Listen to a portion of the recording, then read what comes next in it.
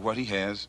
He says that the only way that we can solve our problem is to unite together among ourselves, among our own kind, clean ourselves up, rid ourselves of the evils that we've become addicted to here in this society, and try and He destroy black boys. If you destroy him as a boy, he'll never become a man.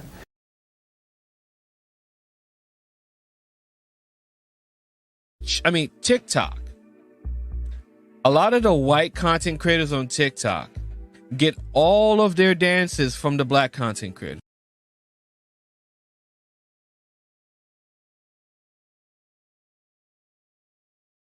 You're a philosopher? Yes. You're a philosopher? Yes. You're a philosopher? Yes. You're a philosopher? Yes. You're a philosopher? Yes. I think very deeply. I think very deeply.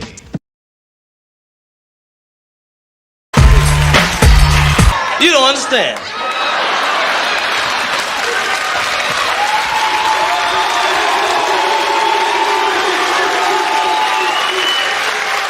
I ain't scared of you motherfuckers. It's cool enough just being cool, like I am, chilling.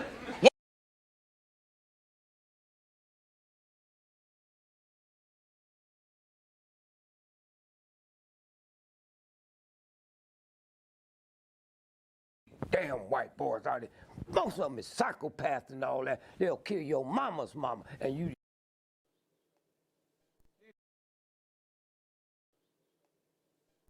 Decent white folk that still don't know they're racist.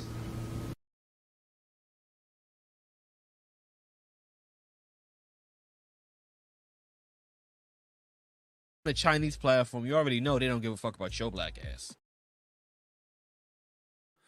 That's what me and this nigga do. We pick something and then we rant about it. Your lines are still open. Oh shit, you can get it, nigga. You wanna get it? It all breaks down to, what does this mean to me? What does this event mean to me? How does this event affect my thinking? Affect my way of life? I think we OD. I think we OD. I think we OD. I think we OD.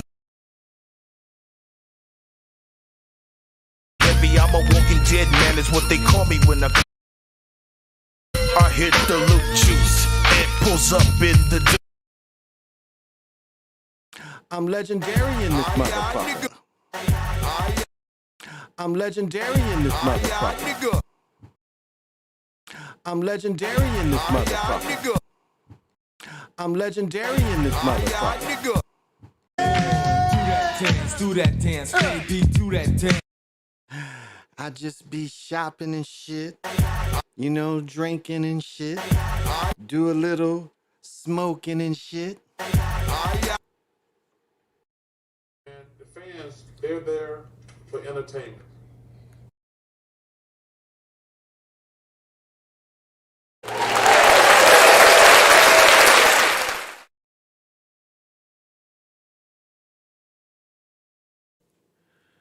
To the east, to the north, to the west, to the south, above, below, and the middle.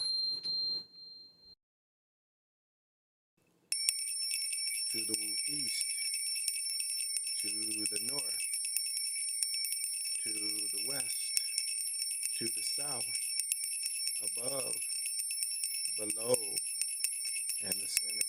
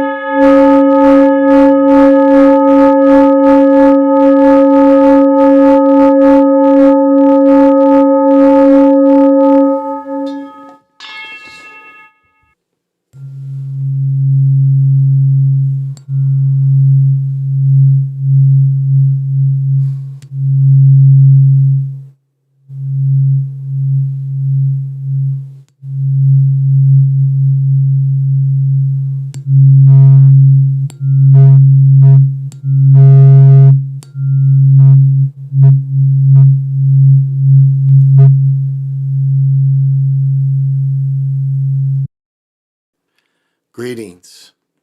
This is Big Pontiac, and welcome to the Chocolate Mountain Show.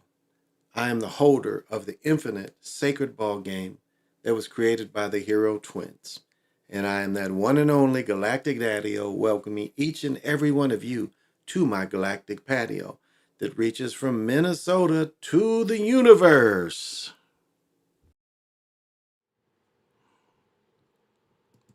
That must be my cue to come on in. Well, tonight it's just a water night. Just having some water tonight in the copper with the sugar.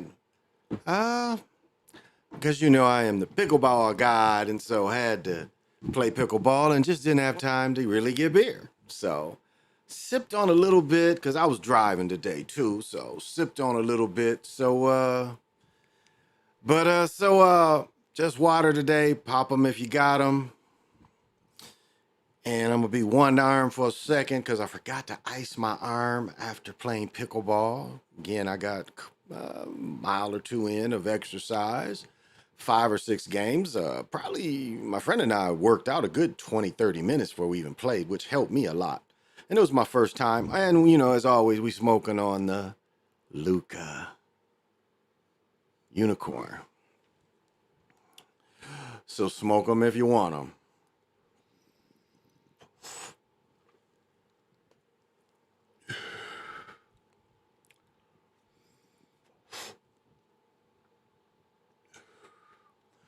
Yeah.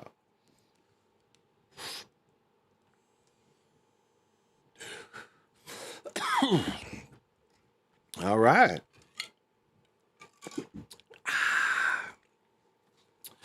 So what is happening for everybody today?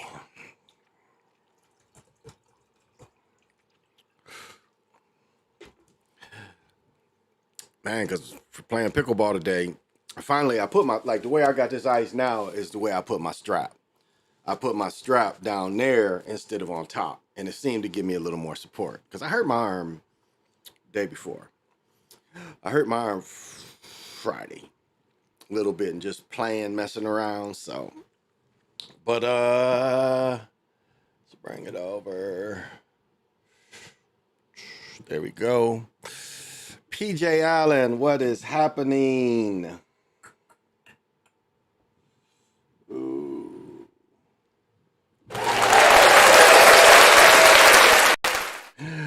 And I know though, for you to watch, you got to have vision. Alchemist, what's happening?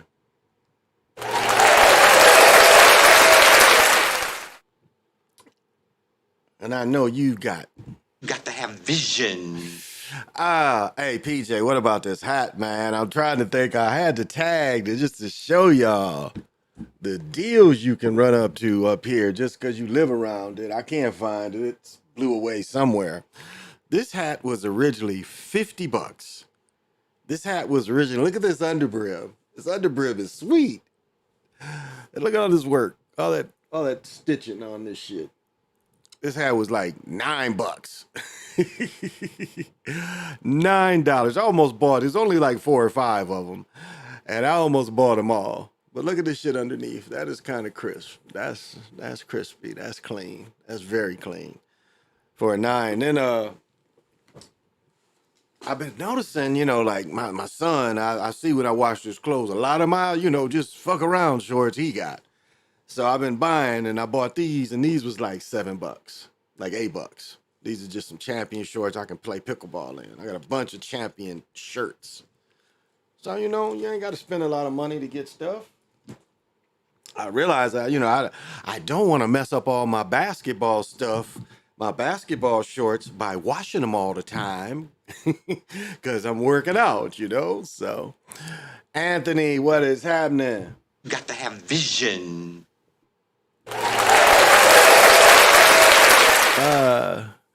Back from my in-laws picnic, dozed off when I got back. Oh, okay. OTF, what's happening? Got to have vision. Well, thank you, PJ. Yeah, I took my daughter swimming. Where my mother lives, there's 2 pools, so I took her to the one pool. My best friend Tony picked me up because again, he brought his daughter because our daughters are literally 2 weeks apart.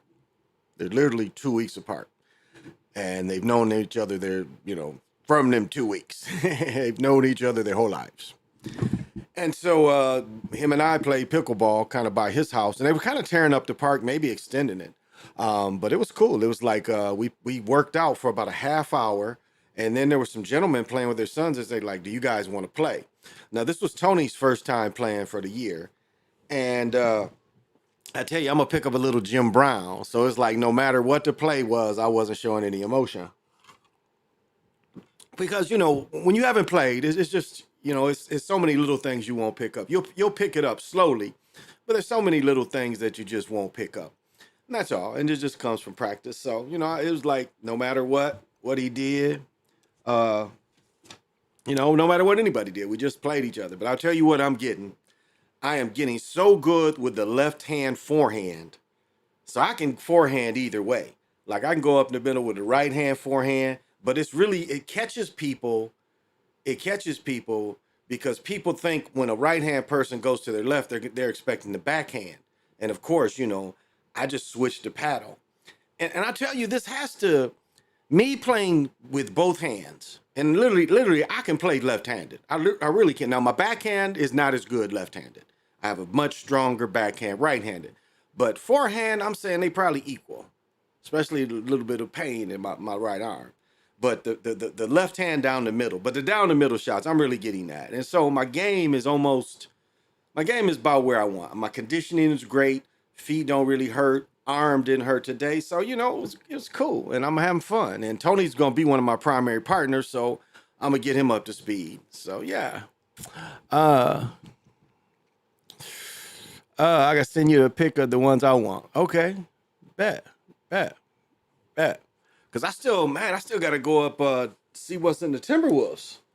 See what they got up in there. Because I know they're going to sell some of them jerseys and D-Lo jerseys and Beasley jerseys.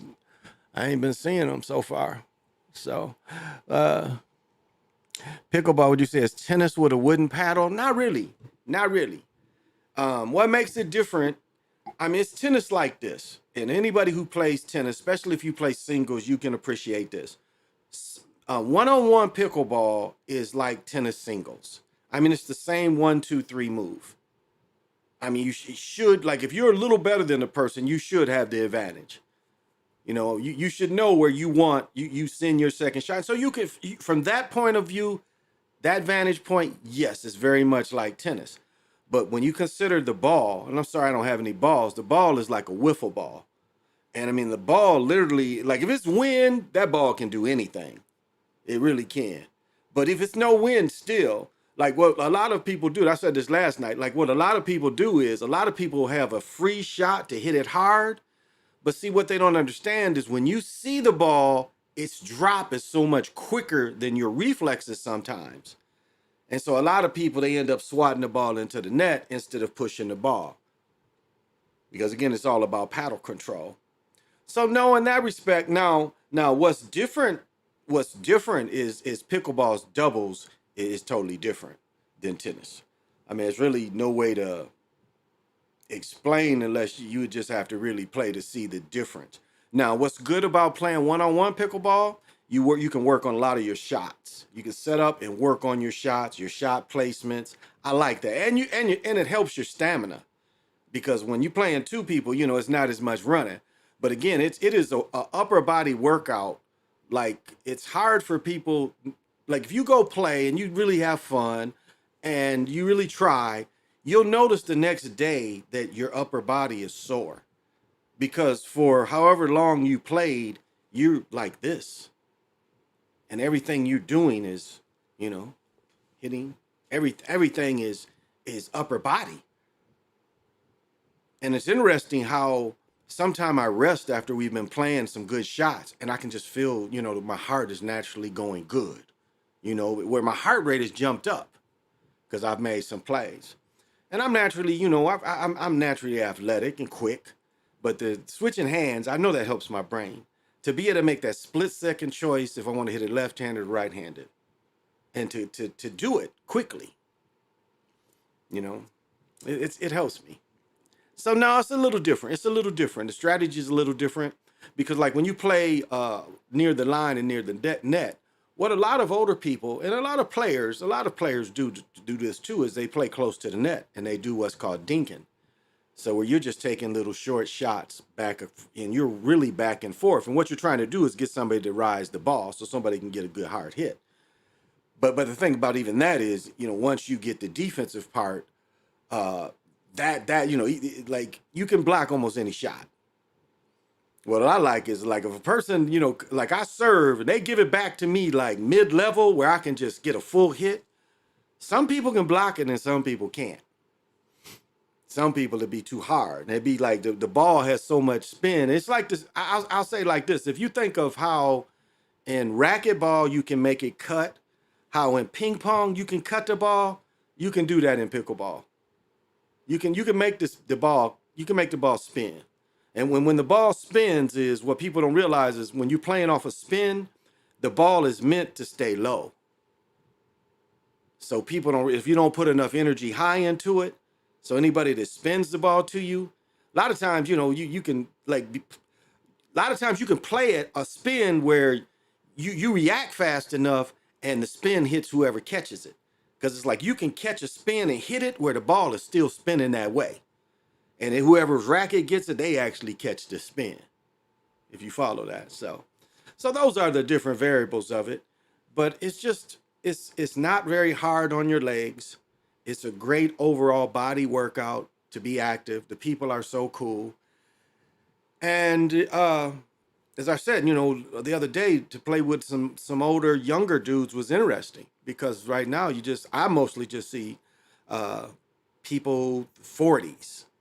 Few young people, which I don't see why young people don't, because the money that's about to come playing this stuff, it's going to be a lot of money behind it. You see what they're already talking about doing? Right now, they're talking about converting malls. People are investing in malls, and they're putting pickleball courts. I've already thought, like I could do a prank at the mall where I walk. I already know that I could go set up the pickleball net, and I bet I could play without anybody saying nothing. I mean, the only real problem would be hitting certain walls because they white, and you don't want to put marks on the walls. But to just dink and stuff, you could put a net up on these marble floors or whatever, they are, tile, and you could play pickleball in them places. So that's gonna, and it's, I mean, again, it's such an easy way to stay in shape and be active. And the money that's going to come with it, the people that have the skill level. I mean, I'm like a couple weeks from being tournament ready. I really am. And it's just, the timing of doing everything. Like, I don't know if I'm going to get to play tomorrow morning, if anybody's going to play tomorrow morning or not.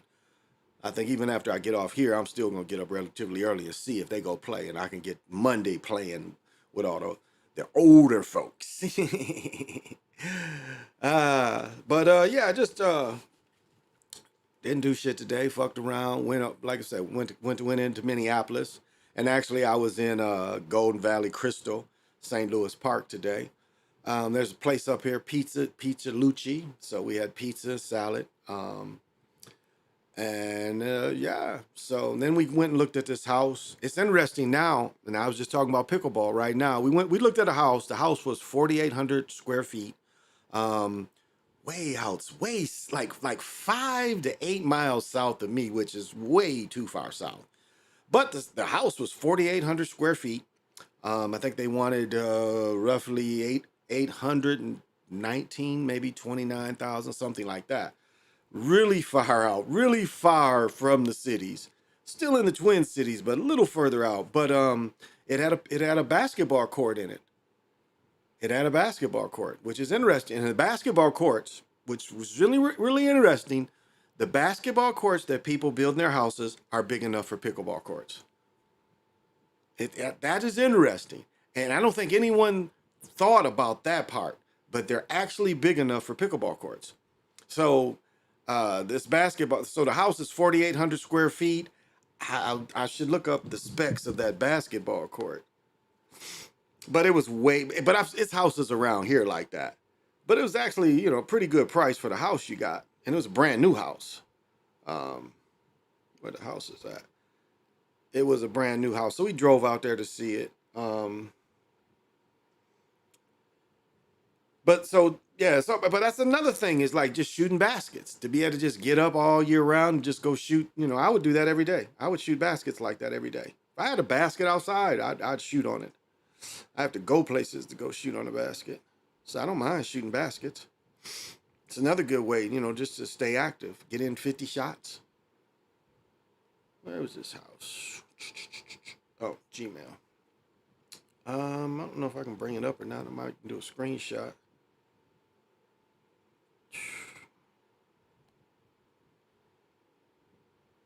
I didn't mean to bring it there. Yeah, this house was... It's a drawing of a house, I think. Yeah, 824. But they might tell the dimensions. Let's see. It's not gonna let me look at it again. I guess it ain't. Screw it. There we go. Because there's no picture because the house is new. Let's see what it says. Well, 5 bedrooms, 5 baths. Lower level finish. Didn't have a built-in bar, though. But yeah, it says blah, blah, blah, blah. Plus the large interior sport court. I wonder what the... Let's see. Property details. What is that sports court?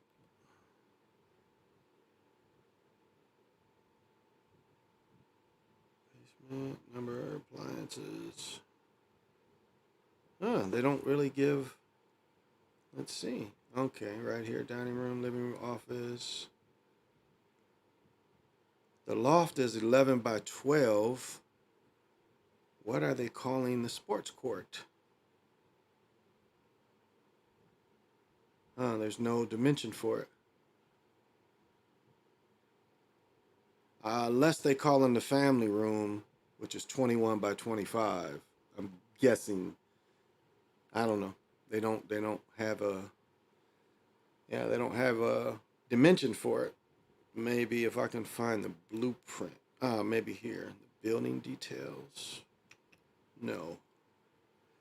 But yeah, this place way south.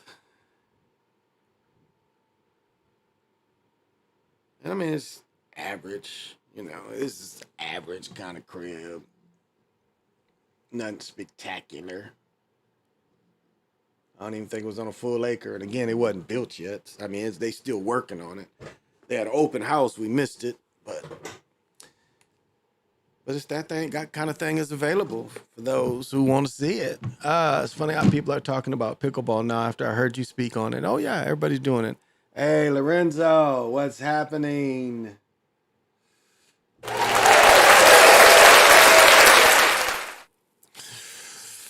And I know you definitely have. Got to have vision. So thank you for joining me. But yeah, it's on ESPN all the time now, the tournaments. You know, most cities have tournaments. We've been having tournaments here since January. They've been having indoor tournaments. And so that's something I haven't done yet, that I haven't played indoors. So maybe next year I'll continue and maybe join Lifetime and start playing indoors. Just places to play and to keep the game tight. Yeah, so yeah, and you know, I kind of fell into it on a humbug because my daughter and I, for some reason, we would go to the park and the park had signs that said pickleball, and I didn't even look it up on the, I didn't look it up or anything, and I remember seeing it and I was like, maybe next summer we'll play pickleball because maybe we was playing tennis, I'm not sure, and so we so I was, when I visited Michigan, you know, when my nephew had passed, when I went to Michigan, Target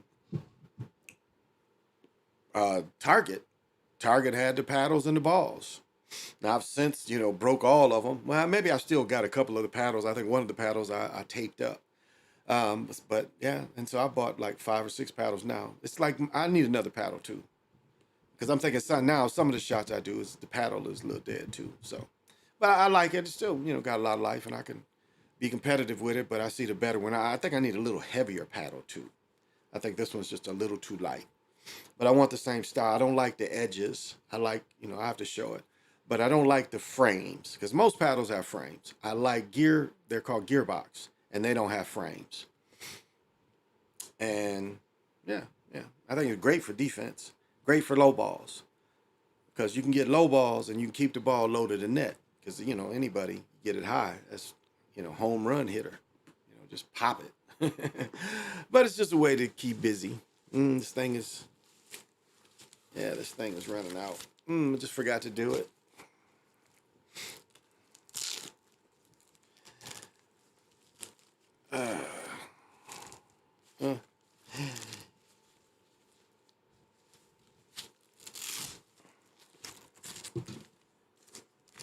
That's not really that cold. Let's see. Yeah, my arm is numb. You know how you get it and your arm get numb. But it feels better than it did yesterday. So I think I'm going to just get a sleeve. And then wear the elbow brace down here. So put the elbow brace here instead of up here. On this arm, I got to put it up here. But on this arm, it's got to be down there. That's where it's hurt. And so if I get a sleeve, it'll help too. And then get the brace over the sleeve. Like kind of a little bit of both. Give me a little more stability.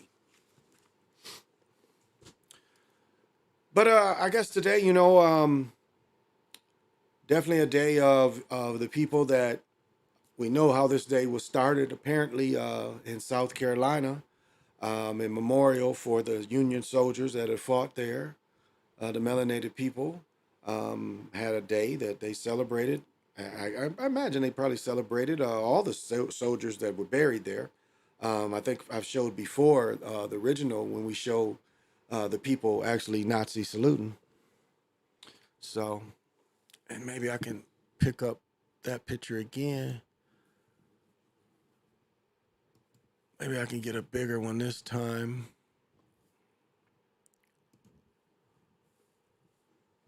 Let's see. First day picture.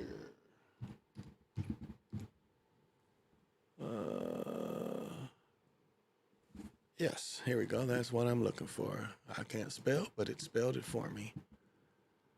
Let's see if they show it. No.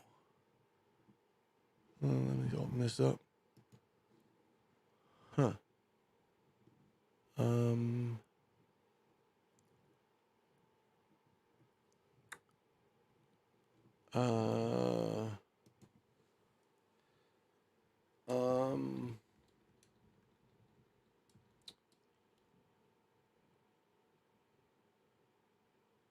Trying to remember what that picture would be under.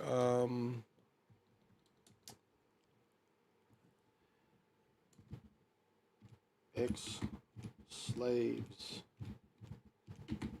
on Memorial. On Memorial Day. Maybe this will bring something up. Bring that picture up. This is it. Right here. See if I can get a better one.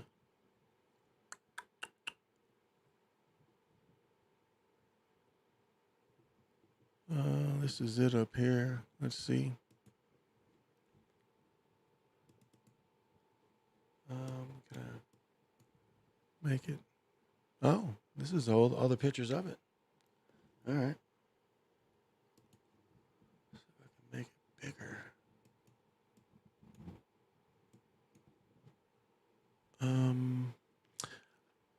But gosh, I can't. Oh, let me make it bigger. I'm sorry, I can't make it bigger. Not let me grab it. But as you see here, this is the first, and here's the flag. And then this must be a cemetery. This is fenced. But as you see, they're all Nazi saluting. After the war, this is what the Union people made them do. This is what the Union people made everyone do this. You had to show your allegiance. This was done from the end of the Civil War until Hitler. So this was done a good 40, 50 years. You can go back, we can find pictures of people, saluting it. But this comes from the federal government. This is why they showed this. Let's see. Didn't do what I wanted to do. Okay. This is another picture of it. Won't let me blow it up. No. All right. Well, it's about as big as I can get it. Yeah, it's about big as I can get it. And so this was taught, understand that this was taught. There we go. This was taught by the federal government. This is how you were showed your allegiance to the federal government, was by saluting it. This is what they made everybody do. Remember, the Confederate soldiers had to sign, let's see if there's any more pictures here. The Confederate soldiers, remember the outlaw Josie Wells had a scene where the Confederate soldiers had to sign their allegiance. Remember that? They had to sign their allegiance outside, and then they later murdered them. But remember, they had to sign their allegiance to the federal government. And part of that allegiance was hailing when you saw the federal government's trademark. This was the brainwashing.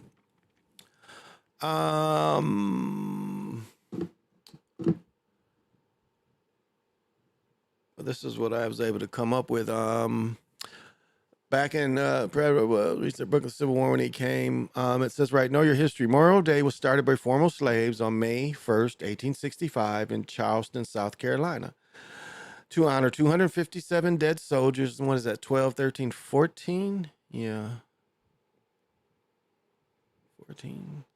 14, yeah. Who had been buried in a mass grave in a Confederate prison camp. They dug up the bodies and worked for 2 weeks to give them the proper burial. For fighting their freedom, there's a parade of 10,000 people led by 2,800 black or melanated children. But again, this is the first one. And again, this is what they made us do. This girl in the back doesn't have her hand on it, but this is what we were forced to do. Nazi salute.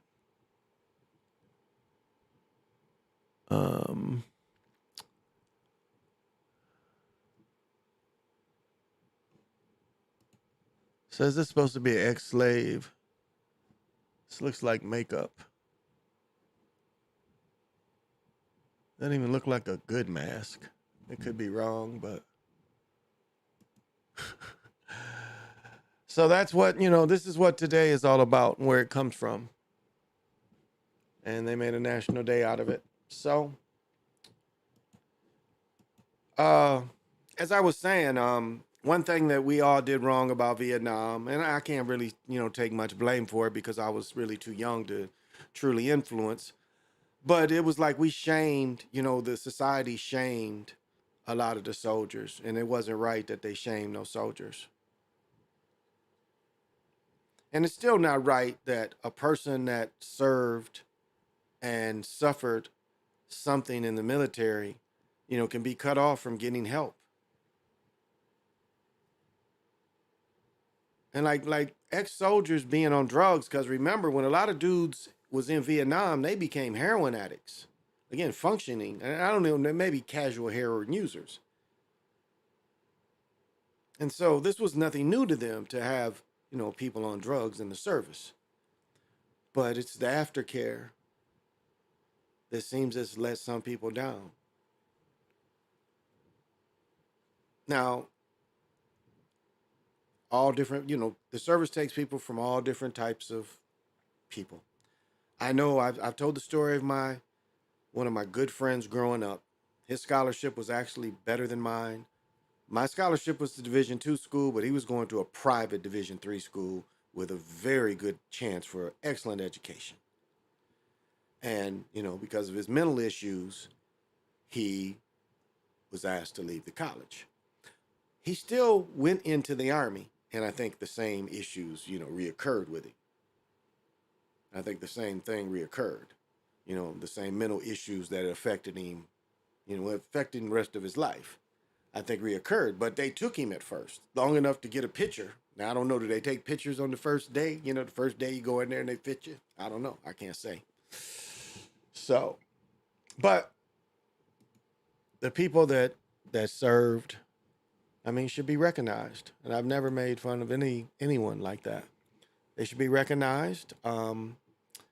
And to take flowers, or even if you have, if any of us have ancestral memorials or altars, this is a great day to give a little extra energy to it. That's all. It's like something that I've been, I forgot that I do. Like, now that I use the machine to do my bowls, it's like I don't turn the room on.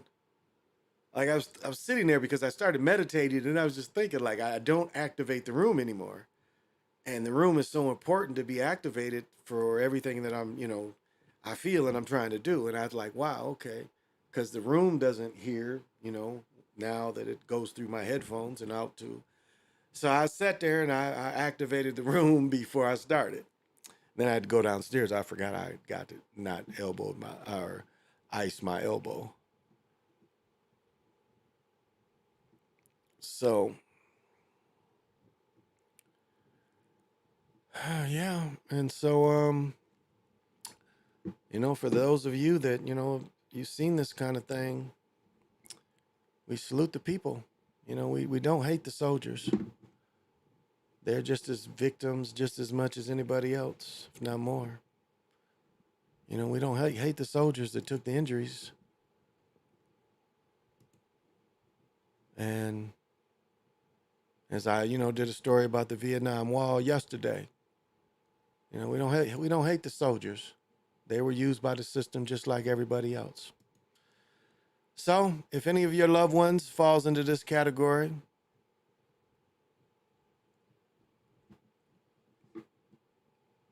doesn't hurt to take flowers. Doesn't hurt to, recognize them on a day like today.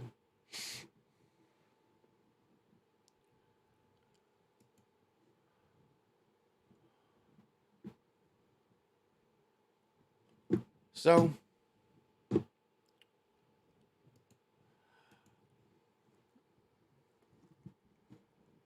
it doesn't hurt to share that kind of energy.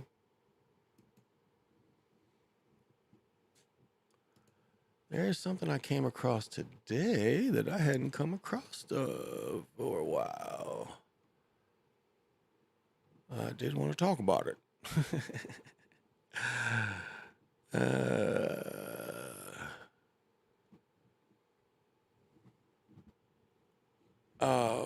It's not that big a deal though. What's up? Let me see. Okay. What is this? Oh, that's just a picture. Okay. I can X that. I don't need that. Let me see if I can come to the bottom of it. Thought it'd have been up top though, because I just loaded it. So this one picture's new on here, so maybe it wasn't here. It was here. No, I don't see it. See one, but not the other. All right, that's no big deal. Whoops. All right, here we go. Let's see what they tripping on in the Great White North. The Great White North, there's always something going on up here. But let's see on this pre-holiday.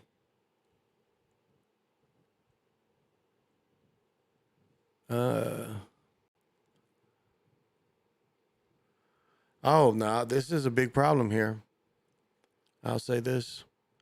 This is what. Yeah, this is what. The only one story? I thought this was two stories. I guess it's just this one, a couple stories. Okay. But right here is and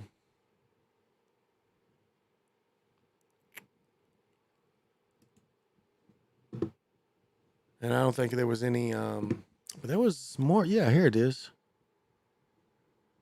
Yeah, right here. A couple stories. Let me look at this one. Yeah. Caught this earlier today. Oh, and I got all my plants up and stuff. This is this big ass church caught on fire. I don't think it's any arson or anything, but century-old church with some damage in Howard Lake. And just in the last hour, we have learned some new information from the fire chief at the scene. And our Rose Schmidt is live in Howard Lake tonight. So, Rose, what can you tell us about what happened there? The fire chief says 3 buildings total had fire damage, including St. James Lutheran Church. You can see there is noticeable damage to the steeple, but people in this area pointed out to me they are glad to see that the cross is still standing. Howard Lake firefighters say they got the call that a garage was on fire on 7th Avenue near the corner of 10th Street, and then the fire spread. So they called for mutual aid from surrounding towns and continued to bring in more manpower and more water. 2 homes caught fire, and then the fire skipped over a 3rd home, but that home did have smoke damage. Then the chief believes the wind carried embers to the church's steeple. He says there's likely water damage inside the church as well. Firefighters spent the evening putting out hot spots here in this area. We're just happy that they're all 4 buildings are still standing, and nobody got hurt. That's the main thing. It was a good, maybe a minute and a half, 2 minutes. You gotta like this old pimp. You know, he got his hat cocked to the side. He ain't shaved. You know, I like him. I like him. Let's go. Let's go. And you could see the steeple start smoking and catching fire. It's very, very sad. This is my home school. I went to the St. James School from kindergarten through 8th grade, and it's heart-wrenching. There is crime scene tape up around one of the homes. I asked the fire chief why. He tells me the state fire marshal's office will be conducting an investigation on this block, and until then, they don't want anybody going inside that home. They also feel it is not safe to go inside the home. Reporting live in Howard Lake. Damn, Howard Lake caught on fire, y'all. It caught on fire. Oh, I feel sorry for the families. And this is the other thing right here. As people fire up the grills and sit around campfires. Yeah, they want to, I'll say this here. Well, they'll tell a little bit of it here. Slow your roll, dude. He's happy to do the news. He's very happy to do the news. But this is, I'll say, you know, me being outside all day and just looking at the sky, this is definitely a thing. Oh. To be careful. The entire state is under high to extreme fire danger due to dry and warm conditions. Look at this. Now, I live here. Technically, I live about here, right south of the Twin Cities. And look at this. And this is from wildfires. Look, the air quality sucks. But let's go. And a red flag warning was in effect today for dozens of counties. WCCO's Kirsten Mitchell shows us how we can finish off the long weekend safely.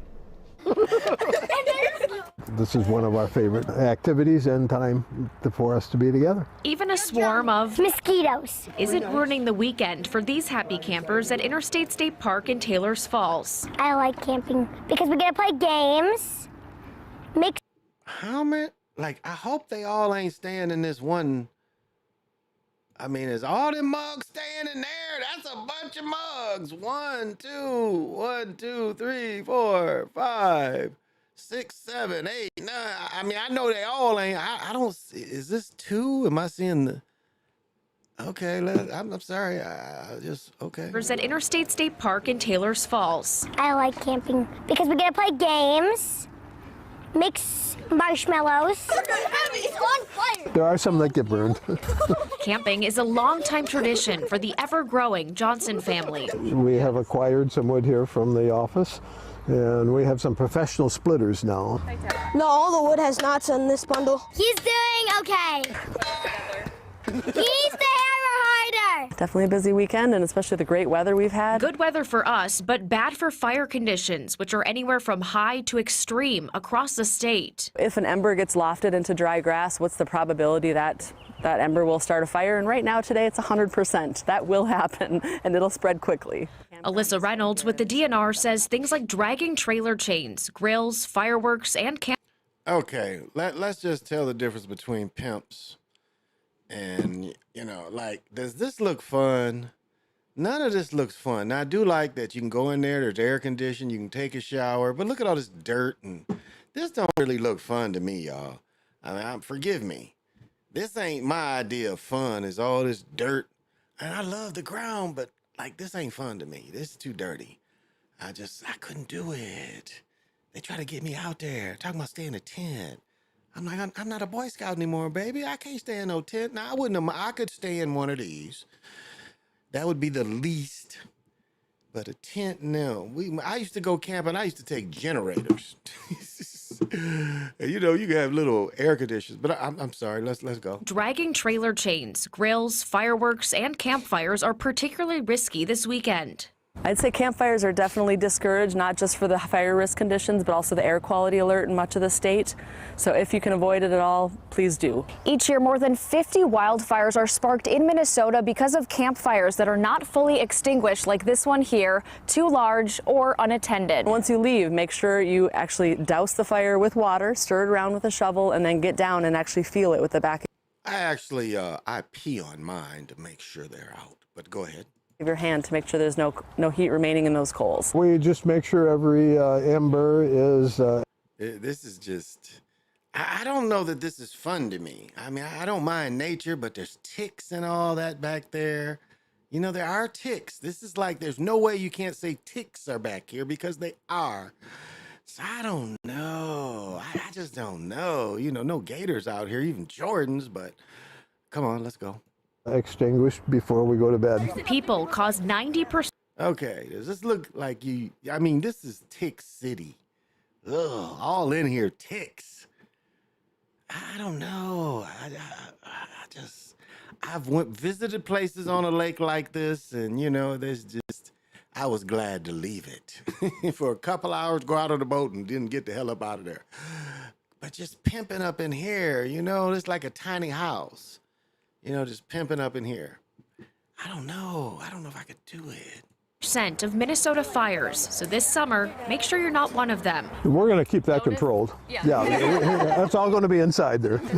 In Taylor's Falls. Yeah, wherever that is, Taylor Falls. You're not going to see me in Taylor Falls. You can guarantee it. I won't be broadcasting in the dirt. The dirt.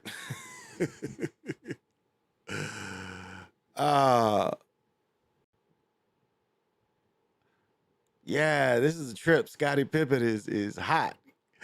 This dude is with his woman, and yeah, he's not feeling it. Or ex-woman. Flames quickly spreading west of the metro. Ex-woman.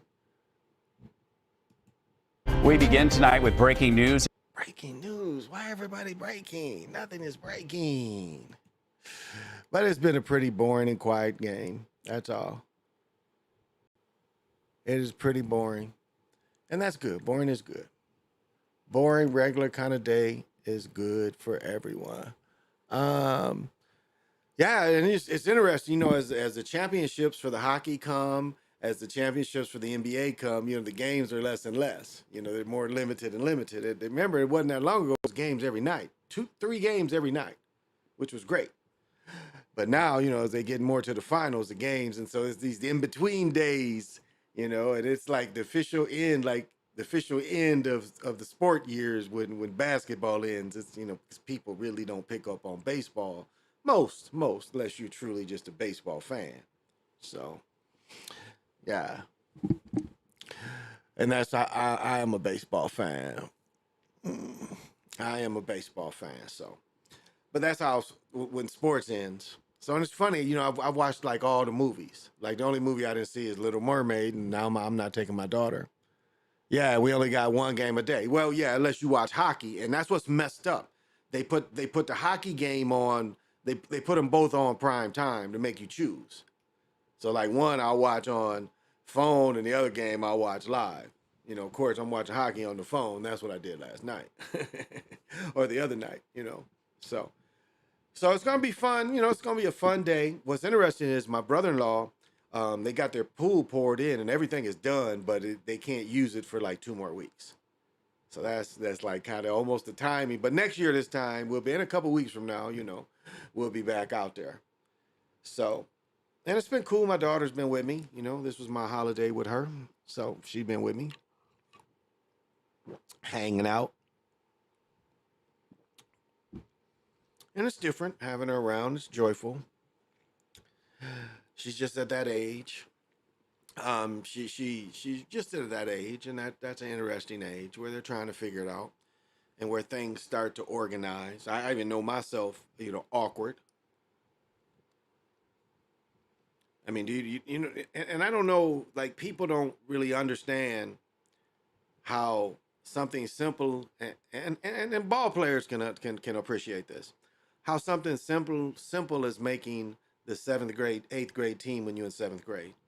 How for some people that can be a change of life experience. I mean, it really is. Now, you know, children do things that go viral. I mean, me personally, it was catching a ball, winning a game, and then all the publicity came with it. And my life literally changed. And now, you know, it's even more and more. It's like I got a scrapbook. You know, my nephew, he has all, you know, his full highlights that you can go back and see in time. I even think my son, who graduated in 13, I think he can go back from his sophomore year in 10. I think he can still, because I have some of them on an old camera, 1080p camera. I should have put that camera together. It's sitting here somewhere to see how it looked connected. At least I should connect it, but it's 1080p, I think. And I've had it for years because that's what I showed it. I've still got his recordings in it, his chips. So, and that's good. That's good. Have to wait till for more NBA action. Yeah, the NBA. Well, I think the NBA will end, and then the TNT tournament will come on. Because, as a matter of fact, they might be. I don't think they're starting to have preliminary games yet, but the NBA will end, and then the TNT, we'll get the TNT basketball. And remember, the G League United, the G League United, I think, plays in that TNT tournament. So those will be popping up. And see, what's interesting about the TNT tournament is, you know, I've talked about this when I got to see all these pros from Michigan. They played in a summer tournament, a semi-pro tournament, you know, pro-am tournament.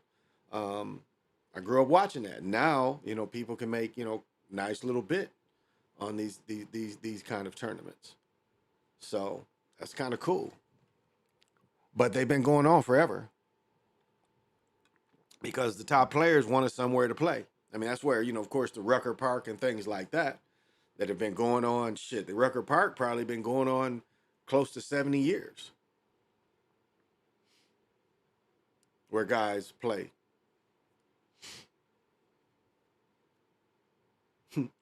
And I don't know if you guys, like one thing of playing ball on the East Coast, I got to serve a lot of people up and down the East Coast. And it's funny how guys, you see guys the way they played from different parts of the country.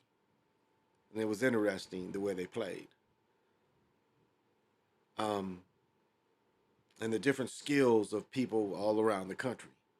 Like I was talking about Jim Brown Jr., very, very skilled. But Jim Brown Jr. is only about 6'1", maybe 6'2".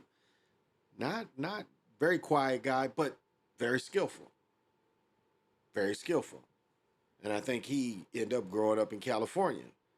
Again, it wasn't really physical. And that's how a lot of dudes from California just were physical. I remember the first time going out there and my Bogart way of playing, you know, I'm getting all fouls. I'm denying people fouls. Because dudes was really, excuse me, but dudes was playing like hoes. And I've told this story before when the first time a dude checked me from DC wearing a polo shirt, I was like, I'm going to score all 15 points on you. I felt insulted. I just didn't know that was his style. I guess that was their style to hoop with polo shirts on. I was like, it's no way you can compete wearing some shit like that. So I was able to, you know, destroy a lot of people from around different parts of the country. And just was able also to observe the way different people played. So, no, I haven't been hooping lately. But you know what? I feel like I'm good. I feel strong enough. I probably can. So maybe next winter, might go to Lifetime, start. Maybe this summer. You know, I have to. I told you, I'm gonna beat my nephew. My nephew got a scholarship to a Division I junior college, and I am going to beat him in one-on-one. Now, you guys saw me last year beat my son. Now, I'm going to tell you, I've said this before, and I might have to do a pay-per-view.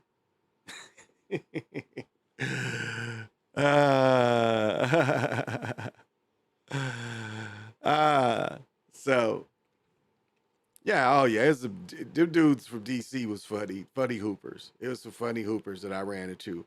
The two coolest dudes was what was his name? Sidney Lowe and Derek Wittenberg. They was cool DC dudes. But Wittenberg still was more of a jump shooter, and Lowe was like a 6-foot Magic Johnson. You know, he really just wanted to penetrate. So they wasn't like, I don't know, because like they wasn't trying to stop you on both ends. Like me, I would guard a dude and want to block his shot. They wasn't them kind of dudes, especially Wittenberg. But he could shoot over anybody. And you know, you playing pickup ball and dudes can hit 5, 6 in a row. Just shooting jumpers, it makes it easy. It makes it easy. And that was before dudes would allow twos, you know, during pickup games. This was no matter where you shot, it just be a one. So yeah, I saw a few cats that was good, but for the most part, you know, I thought my background was just as strong as anybody, far as just playing and different and being able to adapt to different styles. And it's funny how you remember people. Well, I guess how I remember people. I only ran into one dude that I thought guarded me good. Like my whole time, one guy. Now, I always, like one thing that I thought I was vulnerable to, again, I had to play center in high school. I had a 47-inch vertical. I pretty much played center. I'm blocking 2-3 shots a game, but it's a disadvantage to my overall game. Yeah. Oh, I told the story the other day about slow pitch softball. Yeah, I played slow pitch softball. And I told the story the other day. Well, I'll tell the story all the time, but we had a good team, but we didn't have anybody could pitch, not consistently pitch and not just keep walking people, but we could hit with anybody. But I had a dude try to block the plate on me. And like I literally caught the ball, and all the dude had to do is tag me because they threw it to him before, you know, the throw had beat me. So all he had to do is tag me, but he didn't tag me. He tried to block the plate. And in the processes of blocking the plate, he didn't tag me. And I knocked the dude like to the backstop. I mean, I was running full force and he literally tried to block me. And I like broke his shoulder. I broke his jaw. I mean, this dude was out of work like 6-7 months. And people at work didn't like it. We worked together. I forgot to mention that. People at work didn't like it. People was coming up, it's like, you the one hurt Larry? I'm like, who is Larry? I didn't even know the dude's name. He's like, you know, didn't you run over a dude last night? I was like, yeah, I ran over a dude. He's like, that was Larry. You hurt Larry. I'm like, what are you talking about? He's like, yeah, Larry, you put Larry in the hospital. I'm like, put Larry in the hospital? Yeah, so, and I saw him, man, broke his jaw and everything. Yeah.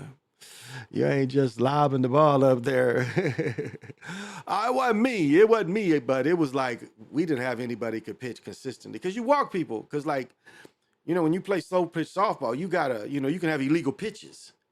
I mean, you ain't throwing it right, it ain't dropping right. So we would have a lot of that. We just couldn't have dudes, you know, spin the ball enough to get enough pop flies too. But I could rob people, you know, I could catch.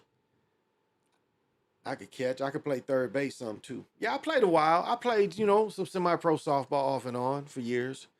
Exhausting, a lot of games. But yeah, I played off and on because I played baseball. Once I got glasses, and I'm killer. It's just softball's about hitting singles. That's all. You ain't really got to have power. It's just about hitting singles. Like I robbed one dude in the outfield, being that fourth outfielder.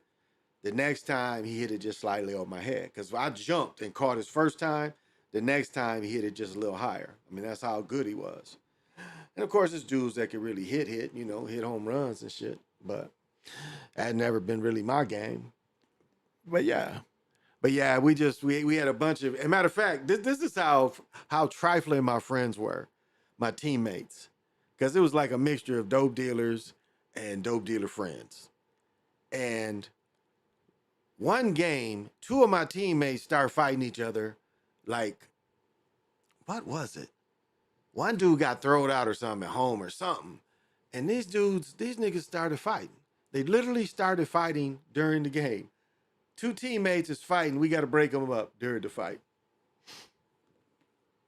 And like we had teammates that wouldn't bring a glove and they'd be out in the outfield catching, they'd be catching the ball, like just practice. They'd be catching the ball with no gloves. I'm like, y'all need to get a glove. So, but yeah, I liked it. I liked it.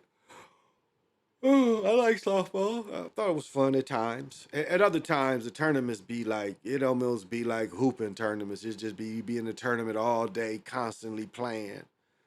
So I kind of, that was kind of, I would rather hoop. If I was going to spend my weekend doing something, I'd rather hoop than play softball. So, yeah, I didn't mind it, though. I played a lot of softball, too. I played softball when I lived in North Carolina because the water department, we had a team. So, yeah. And I grew up like that. Told you, my mother's best friend was an umpire, somebody that she had known since they were in high school. And I used to go with him on the weekends. He'd go ref. And I still say this is probably slightly true. What he would ref is probably some remnants of the Negro Leagues in the early 70s. Like some of those guys, I'm sure, played in the Negro Leagues. And this was a semi-pro Saturday morning league, and it was just brothers. It was like 10, 11 teams, maybe more. And it was just all brothers. And now I look back at it, and I know the ages of some of the people. Some of the people would have played in the Negro Leagues. So it was kind of a continuation. People didn't realize that black baseball still kept going. And, we can't forgive the Jackie Robinson.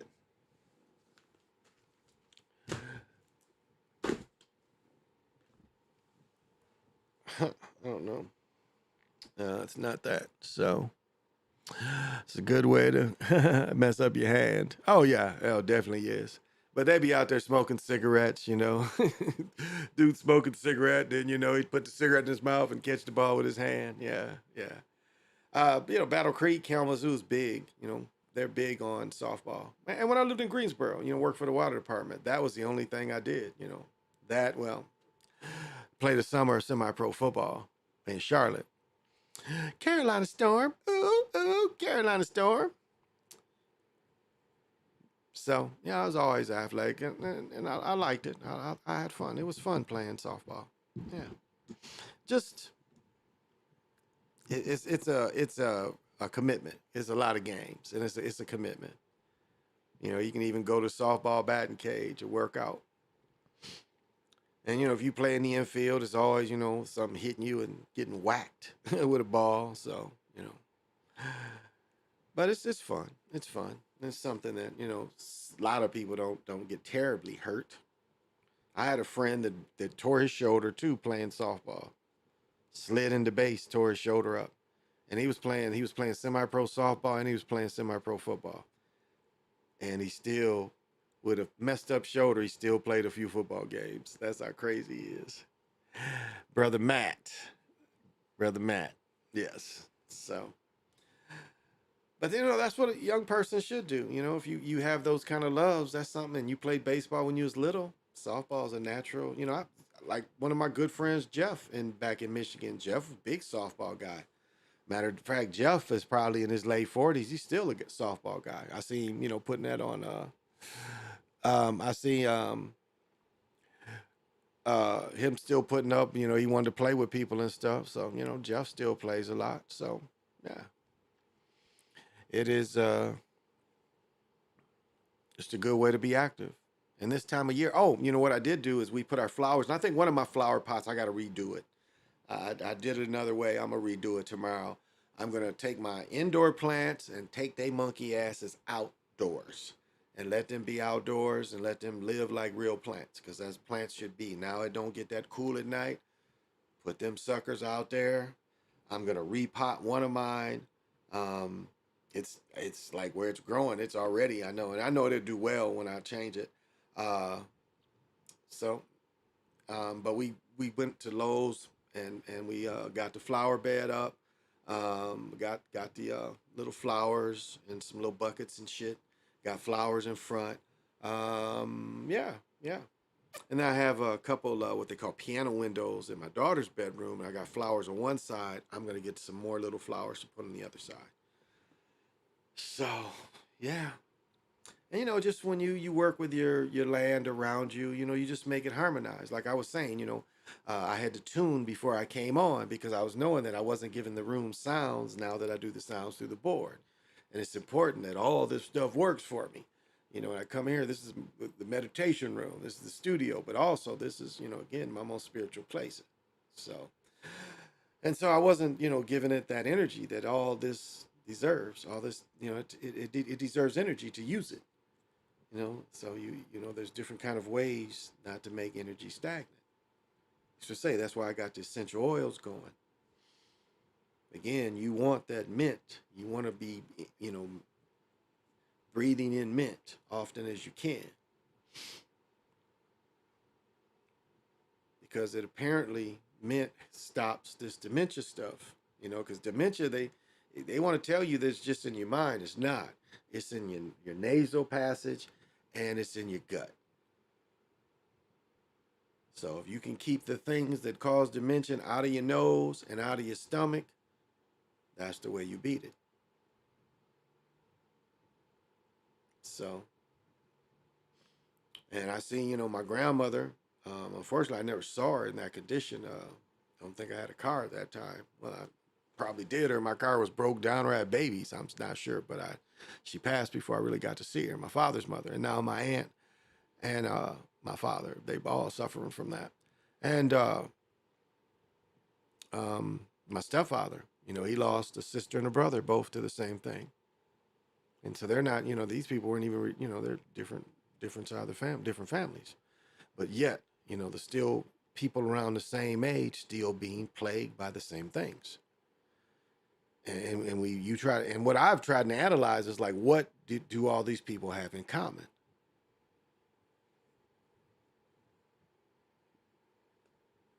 Because my grandmother didn't smoke. She didn't drink. She didn't smoke or drink. But I think what she did probably do is she probably did get diabetes late in life a little bit. I'm not sure.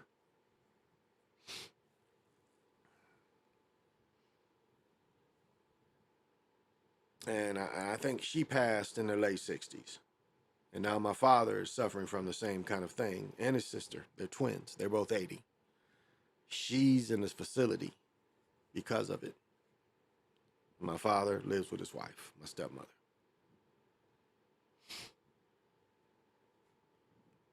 And so, these are things you have to think about. Because these are real things that plague every community.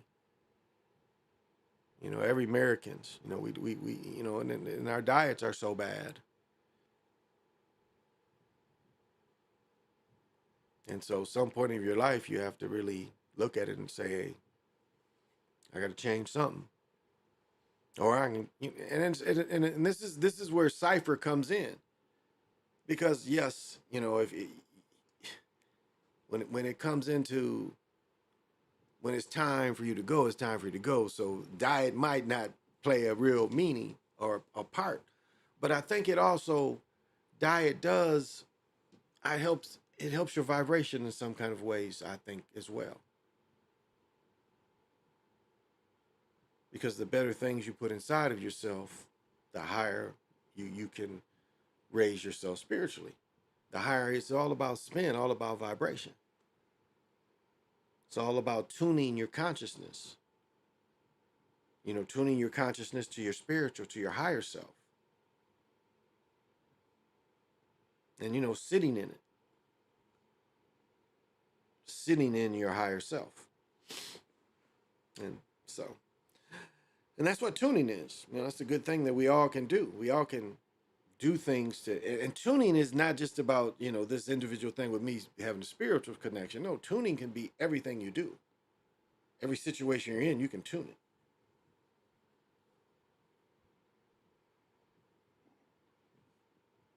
I mean, I give the example when I was in the riot, you know, my first week, first couple of days of being a cop, I'm in a riot and I'm just whooping niggas' ass. And then I see my partner with a nightstick and I pull my using nightstick hitting people, and I pull mine out because I was like, hey, and then I dropped it. And in that minute, my higher self must have tuned for me because no one moved until I picked it up and the dude rushed me and I cracked a couple of them in the head, which is illegal, but again, would do it again given the situation. But I was able to even tune back then. Tune the situation. And so most of you can do the same thing. You living right, you vibrate higher, then everything you do works for you. Because you tune, you tune everything as it comes in. Yeah,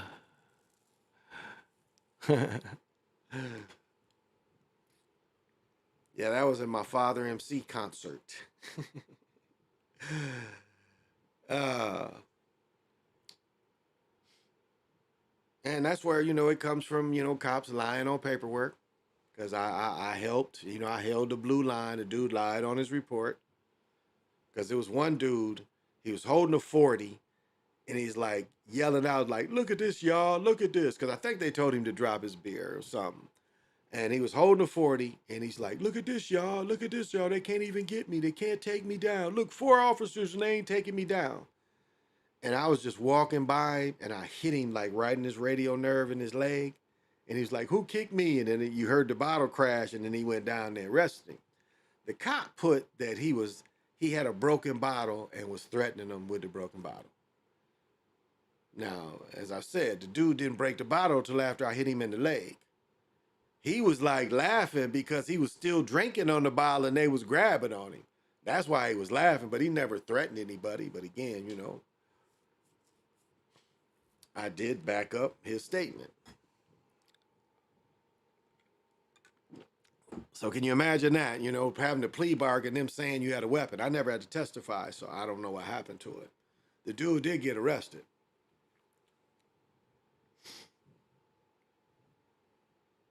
And, you know, that was the thing with people all around me. I ain't never think about shooting people.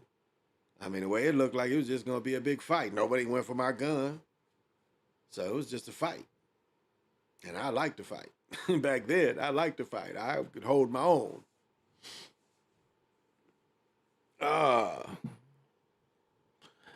Yeah, I've been in a couple shootouts. That shit ain't fun. You know? I've been in a couple shootouts. That ain't fun. But, yeah. I've been in a couple shootouts as a cop. And, well, one dude shot a guy. But just being in the streets, you know? People try to rob me. Stop them from robbing me. So, and I've said this before. Yeah, if it wouldn't been for my ex-wife, I'd have shot a dude in the head, no doubt. The dudes that tried to rob me when I stopped them. And I had this guy, I had one of the robbers in my house. And when my wife gave me my pistol, my first thought was to kill him. If she wouldn't have said not kill him, I'd have killed him and not even thought about it. Because I was like, you try to rob me in my house, and I was just going to shoot him in the head. It was like I had thought nothing else. And I probably could have got away with it, saying, you know, we was in here, we fighting over the gun. Think about it. You know, I could have said that. I could have killed this dude and said, hey, she would have said the same thing. She's like, he was trying to fight over the gun. He ended up shooting him. Now, I could have killed him and probably got away with it. And I really got away with it because the dudes, him and 2 other people tried to rob me. 2 dudes with gunpoint. So if I'd have killed him while he was in the house, I'd have been justified. But I didn't. I didn't. Do you think the sheep will ever wake up? Probably not. And why would you want to? Don't try to wake anybody up. Let them stay asleep. It's not anybody's job to wake people up. Our job is just to report how we feel and report what works for us. And if other people can do a little something that I suggest, then that's positive. And I can't do anything but that. I don't make any, big claims. Other people make a lot of claims, be asking for bread for people and making all these claims, but I don't make any claims. I just say what works for me.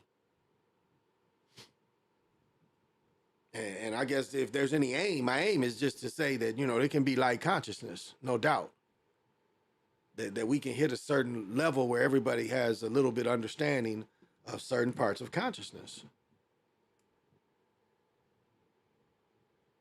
And as I give freely, I try to freely give people a way to reach some of this. But yeah, it's shooting at people and being shot at ain't fun. That ain't fun. I ain't afraid of that. It don't make me scared. Woo! And that's really, you'll see, when you're under fire, you can see who will do what. Because getting tunnel vision is a real thing. And I've watched grown men who was trained get tunnel vision. And I'm sure people been in the military see that. What did he say? They say in 21 blocks, out of a crew of 11, 12, out of a company, only 3 or 4 people are going to put real fire in. Because a lot of people, Hamburger Hill showed it perfectly. In the first thing, John Cheeto just stick his gun over his head on fully automatic and just goes through, a magazine just with the gun over his head. No accurate fire. And so when you look at that on the street, a lot of times that's on the streets. That's why even with the switches, doesn't give you a lot of accurate shots. You really have to practice a lot to really actively control the automatic pistol. That's a lot of practice. Because if you really just think about a gun and how you can just jerk just your own shooting, you know how much that thing is going to be jerking because it's just constantly doing this? And you're just seeing dudes a lot of times using them with one hand. So, 2 hands would be a good way to control that automatically, You'd have a lot more control. Or even putting it like in a carbon body would give you a lot more control. So, Hopkins is overrated? Hopkins overrated? I don't know. Thank you for joining, though. Elvis, who is Hopkins? Got to have vision. Who is Hopkins? Which Hopkins is overrated? Oh, Hopkins, the receiver. Yeah, he's overrated. Hopkins is done. He's done because he's an X, and if you're an X, see, X's can be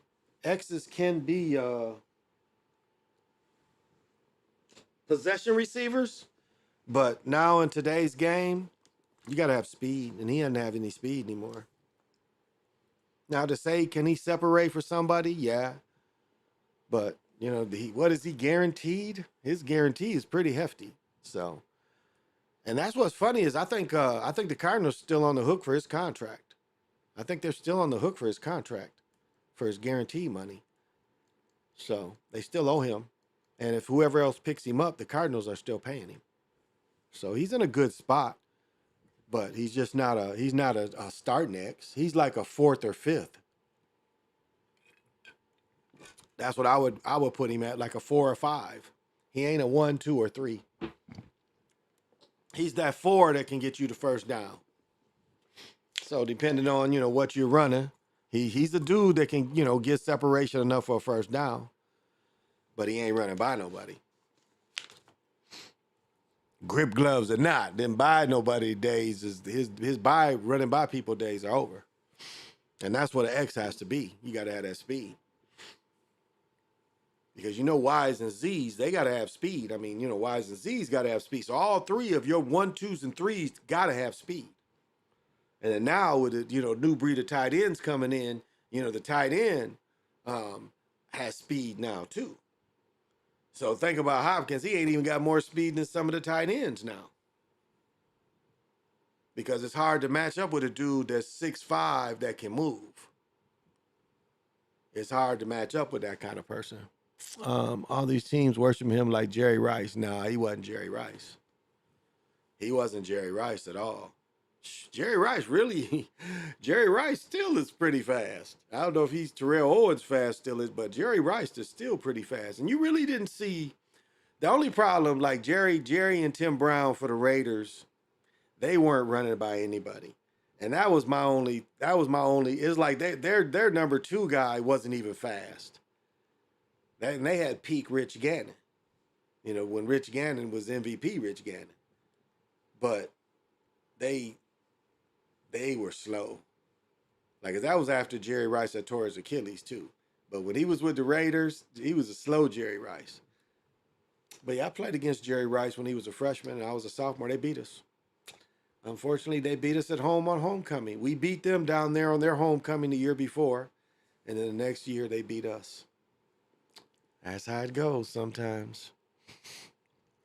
But yeah, he's nothing near that. No one's really been near Jerry. Jerry he really kept his speed. And, I think, he saw the disappointment. But now, they got Jerry. Jerry's really tripping now. He did the commercial with the chicken. He had the Popeyes commercial with the football helmet on with the little wing ding, rotating. So Jerry was kind of tripping. Jerry was kind of pre-football. Jerry kind of tripping a little bit. He ain't really figured it out. But yeah, Jerry was a bad man. He was really a bad man, and to go from where he came from to make it to San Francisco was a big leap. Him and Shannon Sharp both. Tyreek Hill, yeah, that's that's what you need for your Z, your X or your Y or your Z guys. Gotta be the speed guy. You gotta be able to separate quickly. But if you don't, and see, that's the problem. Like, if you don't have anybody else that can stretch the field, you can double team him. But if you got an X that can stretch the field, you can't be double teamed. You can't double team him. Because you might have to double team that guy out wide. And again, depending on who the tight end is, you got to have somebody on that. And if that tight end requires man to man, and then if you got another, you got another Y, that other receiver, that third receiver, if he's a blazer, you can't. So who you gonna double? If you got 4 really people that you can't double. And then, you taking them linebackers because it's usually one linebacker in. And again, if he's got to take the back, you ain't doubling anybody. And you definitely can't double Hill. So Hill's going to have opportunities one-on-one. That's why, again, if you get Hopkins, why would you want him? If he can't separate. And not just, again, controlled receiver. So, but yeah, so Hill, what I do with it? Okay, yeah, so Hill should have a good season. Or if I didn't give it out, I was going to bring the other thing over here. I got to bring it out there, but I want to give out that Talak energy, that Jaguar transformation energy. I'm sorry I didn't give it out. I want to give that out now. Share that energy with everybody. Talalak, Shilalak. But that Jaguar Panther consciousness energy. Wanted to give that out before I forget. Oh, I always give out the Verge energy too. The Thunderbolt, the Trident. Give that energy out to y'all. Use it as you see fit. True Magic can play center. It's true that Magic could play center. Do you bring your weed with you on flights? Just the edibles. Yeah, you can take the edibles on flights. They look just like what's supposed to be in there, so yeah. Most people ain't pressing you on edibles. Just depending where you're going too. But yeah, most people ain't really pressing you about edibles. They are not pressing you about edibles nowadays. Man, you can put them, edibles look like mints. So you can get mint edibles. So yeah, they ain't bothering you about that. They are not bothering you about that. Could Magic play center? Technically in the game where they say he plays center, just because he jumped, he was the one to jump, but he played point guard that game. It's just they say he plays center because he jumped. but he didn't really play center. They had Jim Chones. Jim Chones was in from Marquette. They played in the NBA, ABA with the Nets, but that was from Marquette. He was from where all my friends are from in Wisconsin, Racine. Chones is from Racine. So, he didn't really play center the whole game. He wasn't guarding Daryl Dawkins the whole game. He definitely wasn't guarding Caldwell Jones. But I'll say this, people forget Magic was 6'9". So Magic could guard a power forward on defense. And then you had Worthy, that could guard the small forward. So Magic really could match up well low. People forget that. Yeah, he match up with a lot of power forwards because Magic's 6'9". So Magic can match up. But now he mostly played point. The game he scored 42, where Kareem really should have been, the MVP of that 76ers. It shouldn't have been Magic. With David Stern, again, Magic and Bird saved the NBA. I mean, there's no doubt about that. That's why they were so excited for both of them, and they put both of them in the script early. I mean, look at the, Magic wins his first one in 79-80. Bird wins his next one in 80-81. Then I think Magic won it in 82-83. I mean, it was just them back and forth until they let the Pistons win.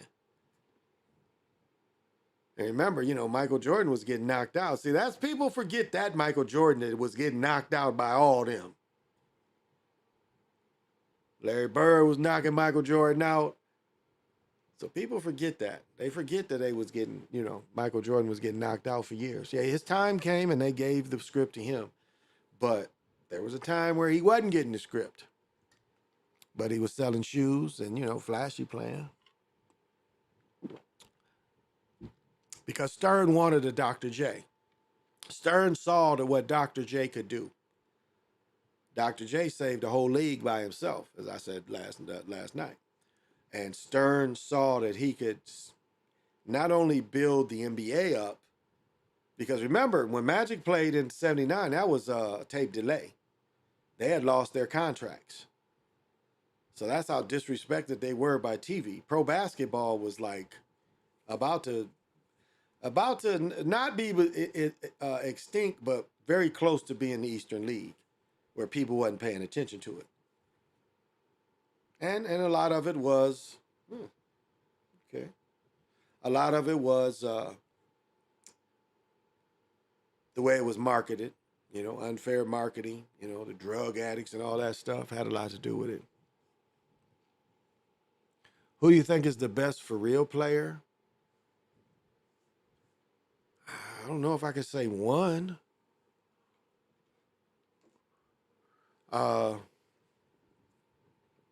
What you have to understand is, as I call it, you have to be able to take the falls.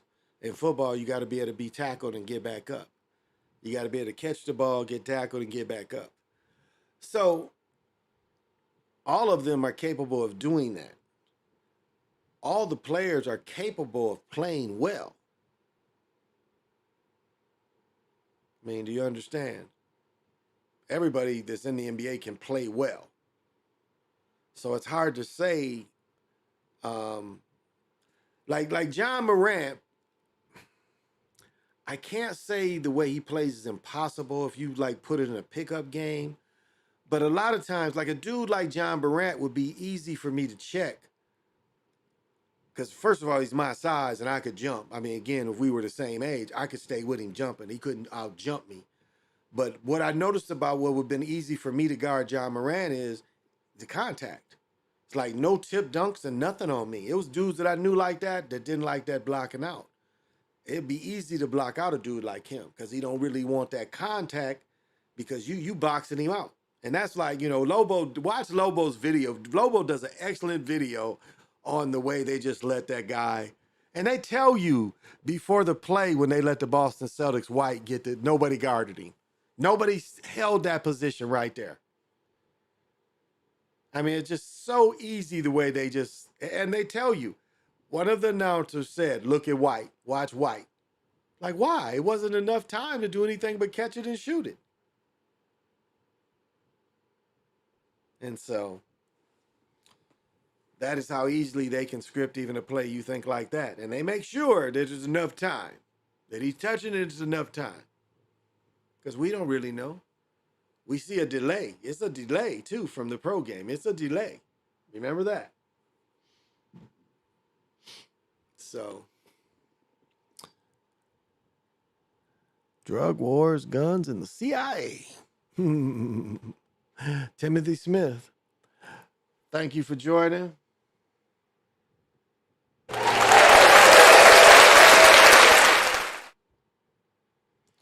And because you came, you must have. Got to have vision. Saber-tooth tiger. I know you must have. Got to have vision.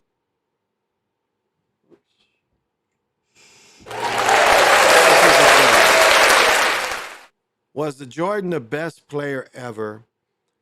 For me, I've never seen anybody better than Wilt.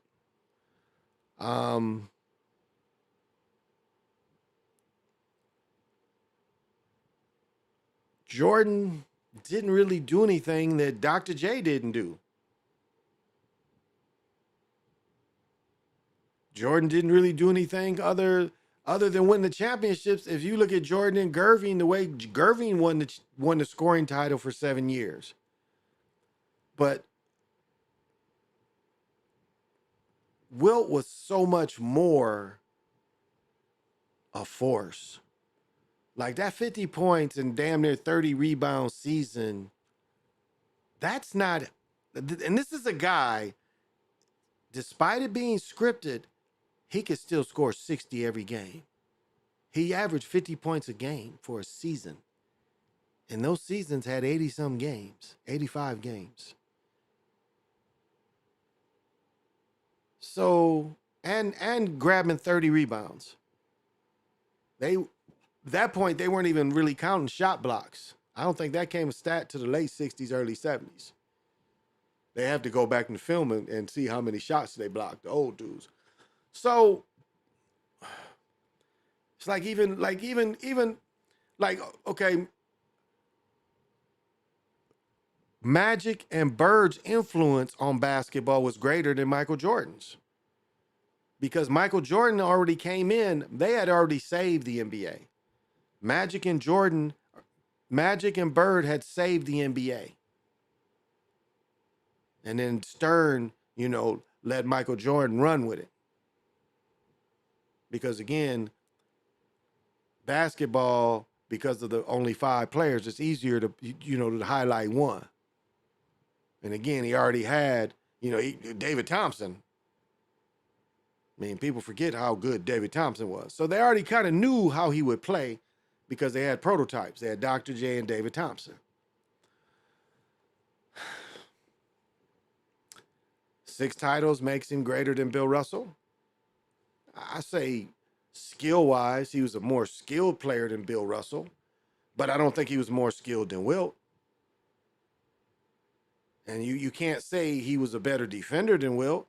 He definitely wasn't a better rebounder.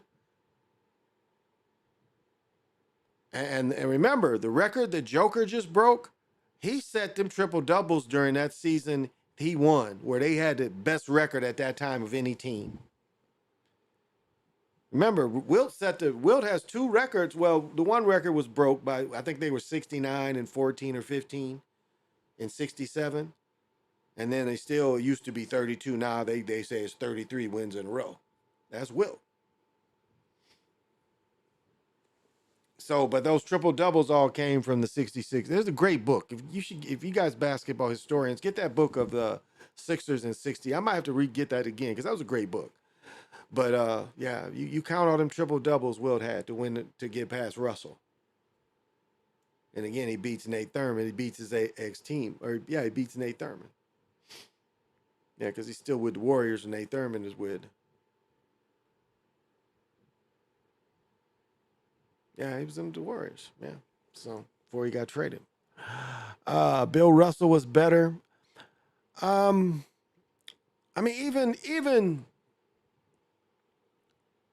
Bill Russell had a better cast around him. And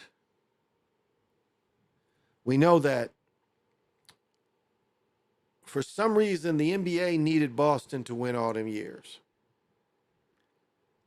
That the NBA fixed all them years. And I think that what they did is they copied what baseball did. Remember, baseball had the Yankees winning for a number of years. It started with Ruth, but it also went through during the 50s with Mickey Mantle, 50s, 60s. And so I think basketball looked at the same thing. Remember the Packers. And so Bill Russell helped create, Bill Russell along with I would say Bill Russell saved basketball too, because it became a greater interest once Bill Russell became part of the Celtics, and when Will went to the league as well. So Bill Russell helped, but I say we could say Michael Jordan helped with the popularity of the world popularity of the game. So was Michael the greatest? I don't know. I don't put anybody over Will. I don't put anybody over Will.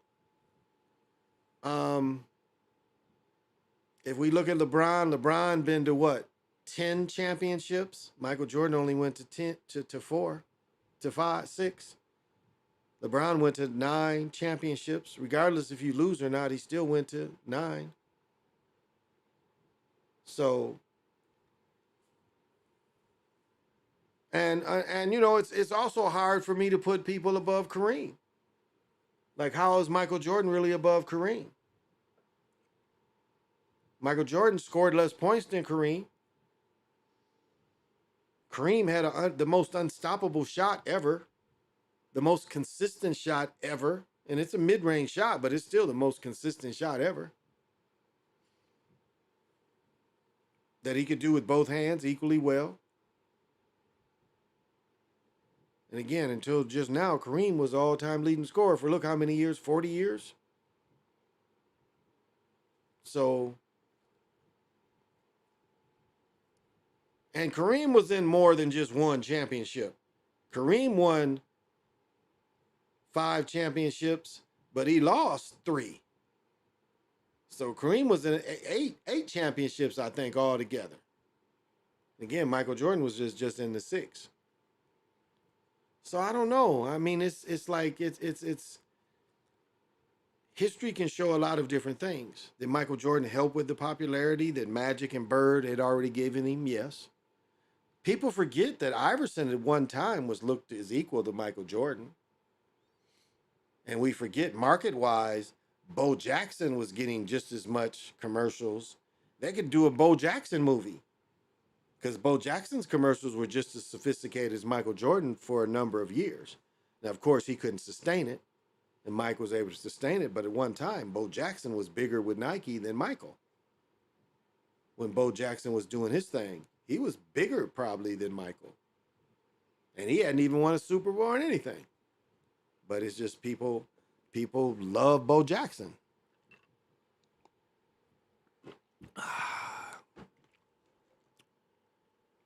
So I don't know.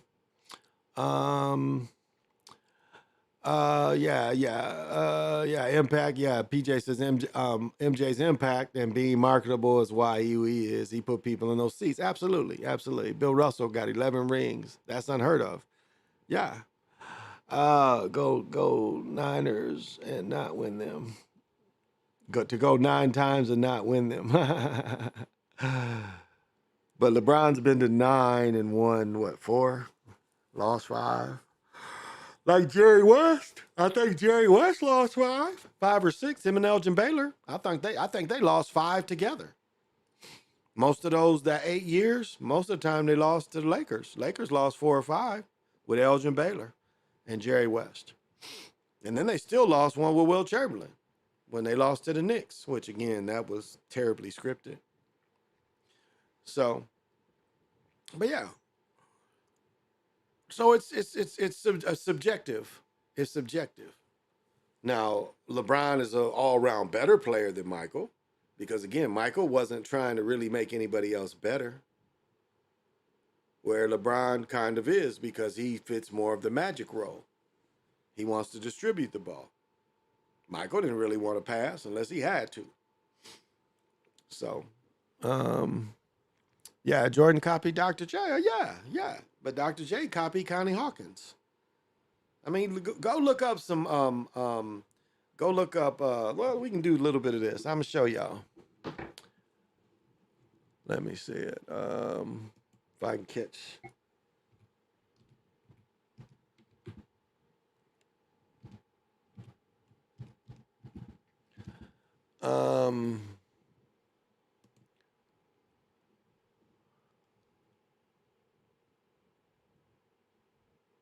Okay, here we go.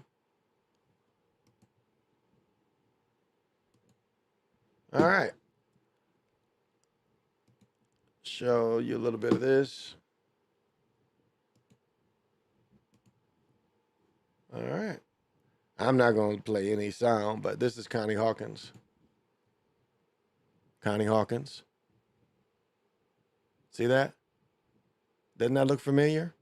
And you think that that thing is Jordan? You think that thing is Jordan? Start again. Look at this move. And you think the picture is Jordan. And you think that picture is Jordan. Look at this. See that? That's why Dr. J was called Little Hawk. He made that famous. He made that famous. Again, look at this, where he brings it from. That's high school. Tip dunked in high school. See that? He tip dunked it. That's him right there. Tip dunked in high school. Look at that. He brought it back. He teased him. He's like, hey, no way you can get this. Has to get the Celtics. But look at his high school dunk. Where was his high school dunk? This is all-star. This is right here is New York. Oh my goodness. I want to catch that again. Watch this high school play. Okay, he's watch him tip dunk. This is high school. Right here, this is high school. So this is 60. Number 12. He tip dunked it in high school. Boom. He pat the dude on the butt. But I mean, the first one is all you need to know. This dunk right here. This first dunk is all you need to know. See? Michael Jordan, Dr. J all copied this right here. He invented this. They used to call it a hook. They when they first tried to describe it, they said his hook because he was the first to bring it up like this. See that? He was the first to really hold it out like that.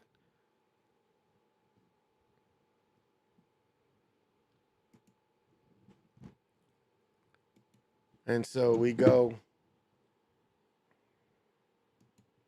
All right, and let me show you. You don't think Dr. J, watch this. Whoops.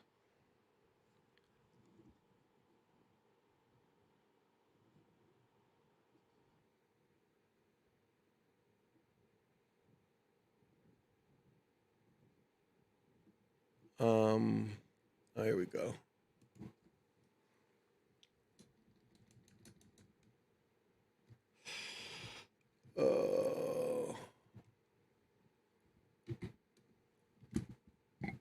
Here we go.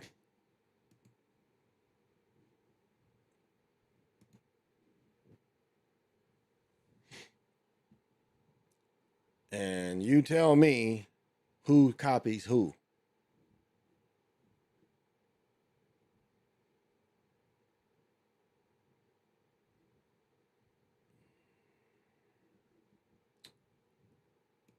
All right. Here we go.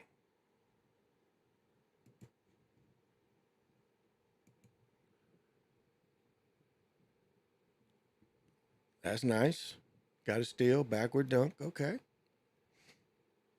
Up. Up. The one hand. We already saw Connie do something just like that.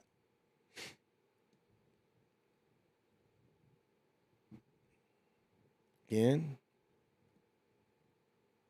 Not seeing nothing new. Connie did all this. Right there. That's Connie's dunk. Right there. That's Coni's dunk. Right there. Hold it up like that. That's Coni's dunk. This is young. This is in the Greensboro Coliseum when he played for the Virginia Squires. This is in Greensboro Coliseum. He was real raw. Let me tell you this. If you watch, look at how he's dribbling. And I'm going to say this. He wasn't very polished. He wasn't very polished when he played with the Squires. Look at this ball handling. The ball handling is suspect. His ball handling is very suspect on this play. And if you watch this whole game, he wasn't a good, see, he almost lost it there. Wasn't a good ball handler early in his career. See? It's all Connie Hawkins. See that? All Connie Hawkins. So that's why, Jordan can't take that. That silhouette Jordan steals, he's stealing it from two people. It ain't his. That's nasty, though. He dunked over two of them. See if they'll do is this the Bill Walton one? Yeah, this is where he dunks on Bill Walton. He fucks him up here. Watch this one. This is sweet. Take that. Oh, this old Bobby Gross. Boom. This is how easy they was beating him.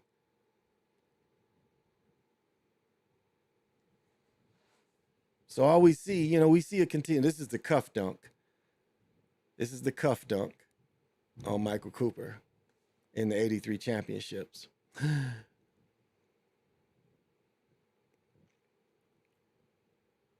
Boom.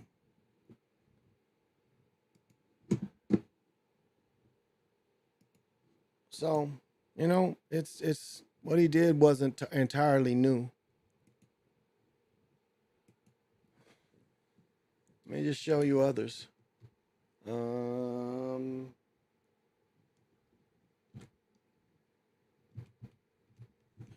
Show you another one you probably wouldn't even think about. Here we go. Watch this. There was others.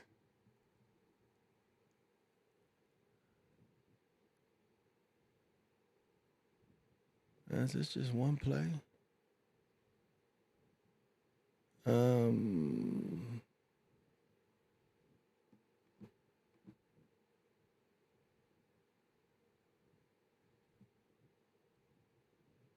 Okay, here's a couple we can mess with.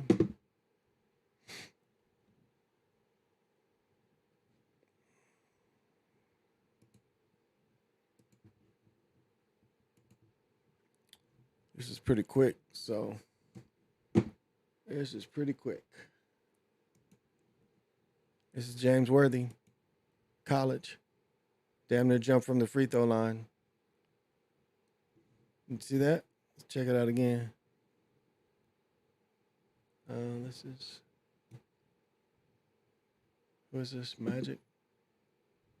Oh, Magic giving it to Worthy. Okay.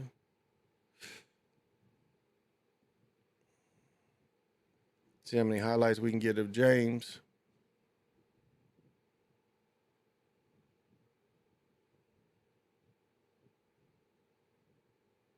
Trying to get him, because he would do the Dr. J dunk too. There we go. I knew he would get some, but this was his game. Flying Dr. J. See, that was his game.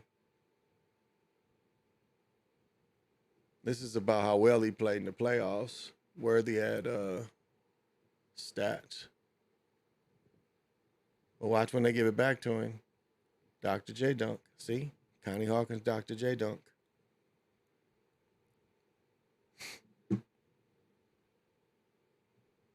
And he's got the 42. He wore 52 in college. So he got marked. I think Worthy got 2 titles. But where was the other dunk? There was another one. There was another one that he did.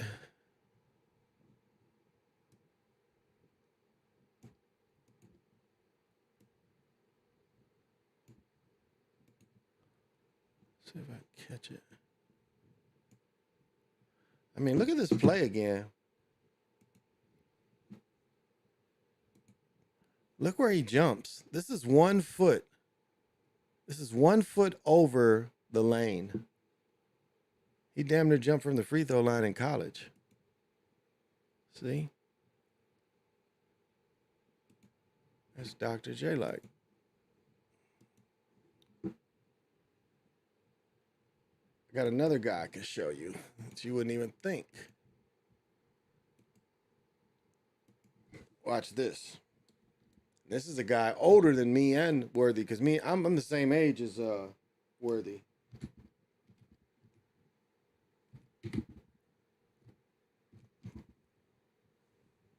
I want to catch his.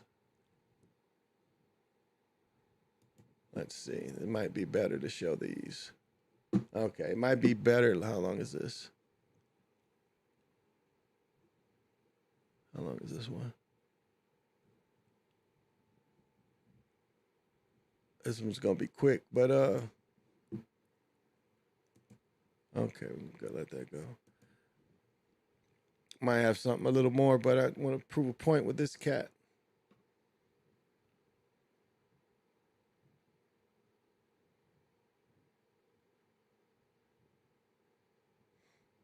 All right, here he is.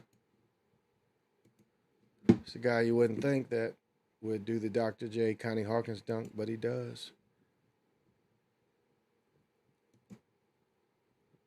There we go again. That's the Connie Hawkins dunk by Mark Aguirre. Teddy Grubbs. Mark Aguirre. He had a great freshman year. People forget how good he was. But again, he's got the 24 mark on him.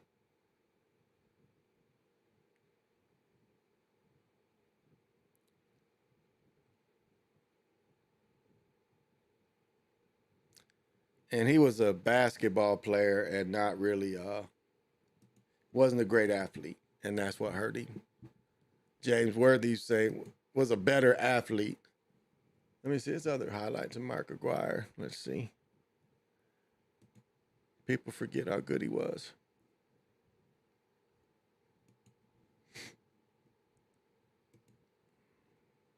Wow, look how bad it looked. Mid-range game. So him and Adrian Dantley in some ways were the same player. Damn, you can't even see it. Posting up. See, too strong. Look how bad the video is. How long ago it is. And we used to watch this. Got LEC Green. See, mid-range killing him. So we were with Dallas. Killing AC Green. Now, he was another one that went to Dr. Tucker's camp. Was handled by Magic. You know, Dr. Tucker was his agent and stole money from him too.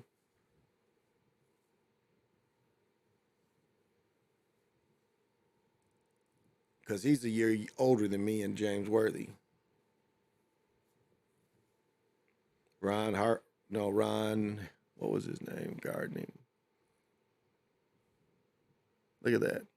One hand over him. And they didn't even run pick and rolls with him.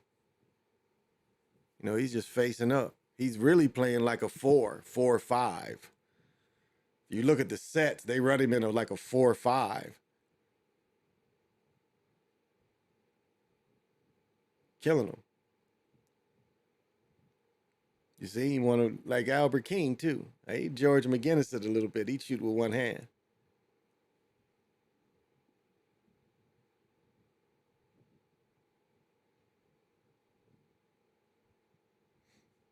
Dang, he would shoot one hand.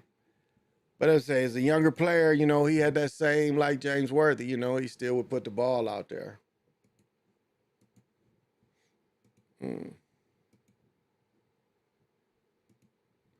And he traveled with Magic and them all summer.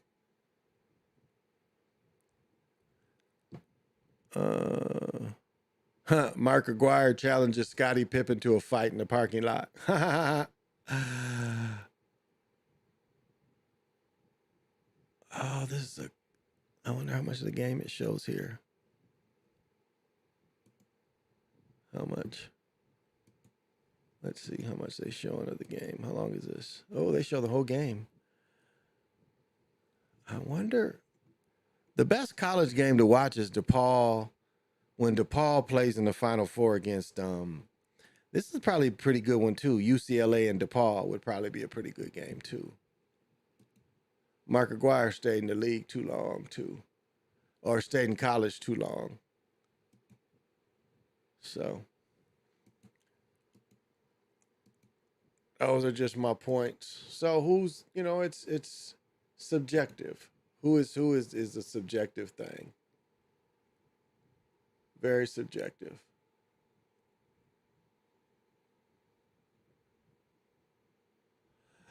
So I guess it would be preference. I guess it would be a preference on who you think.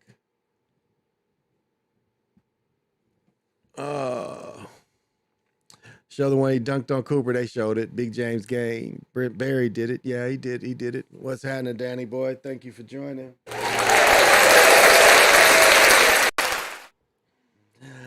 And you must have a little. Got to have vision. Hey, Jamar, 3224. Vision. Thank you for joining.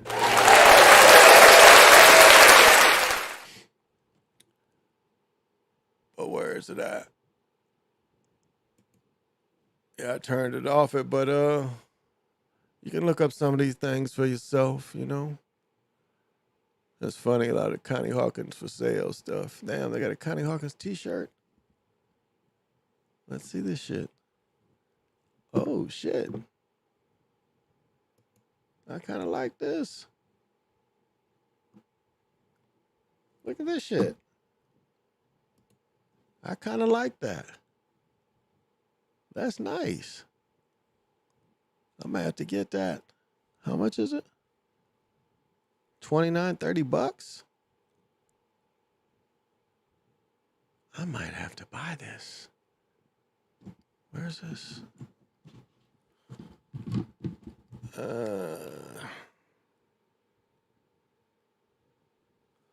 Where did I get this from? New York City Ballers. I might buy this shit.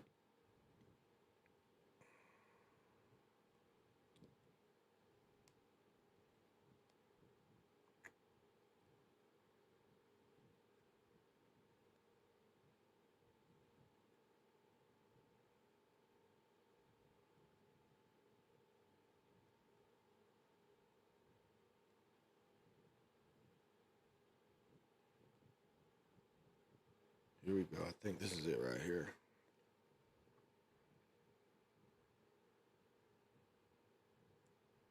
Huh. Let's see. Is this it?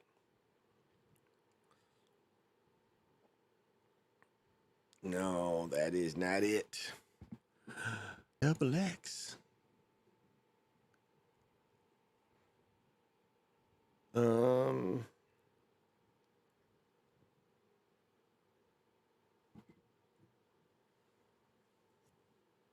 I don't see the apparel.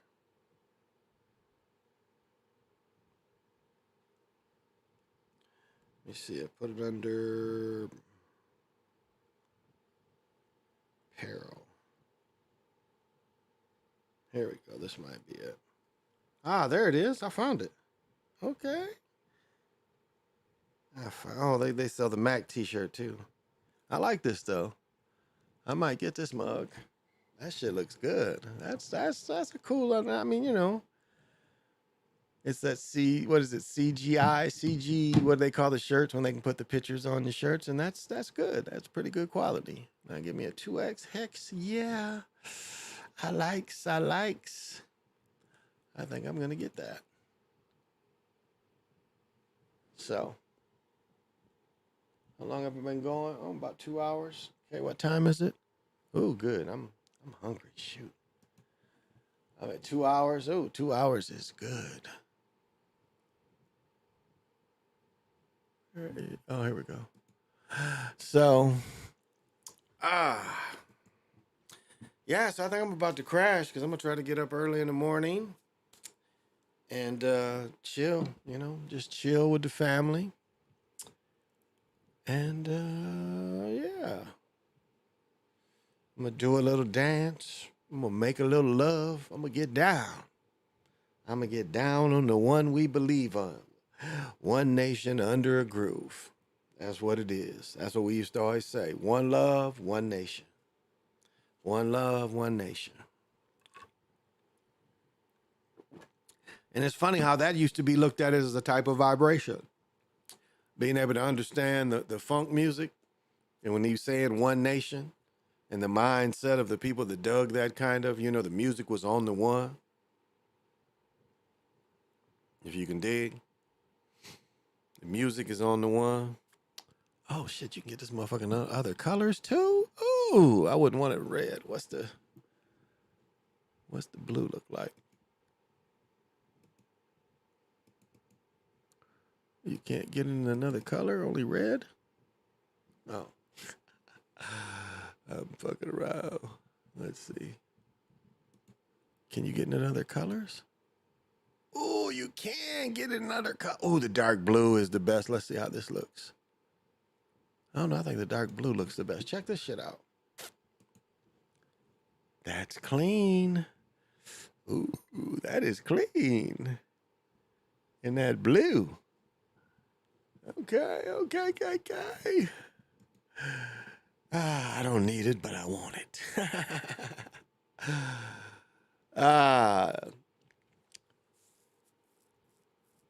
Back when people had real heroes. But we always remember, a hero is nothing but a sandwich. Don't forget that. A hero is nothing but a sandwich.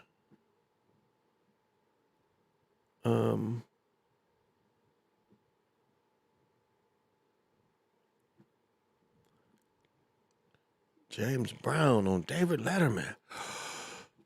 It's a man's world.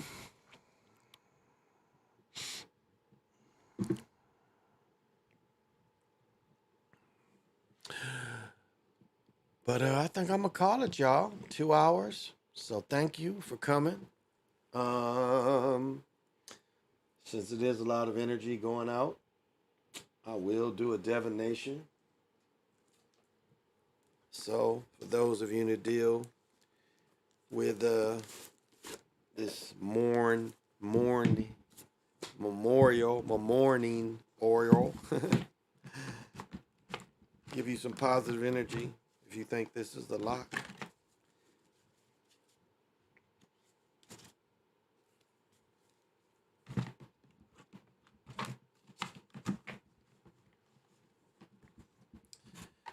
Because despite their agenda, it is always another day. It ain't just called one thing. And that's what they're good at, is trying to tell you is one thing.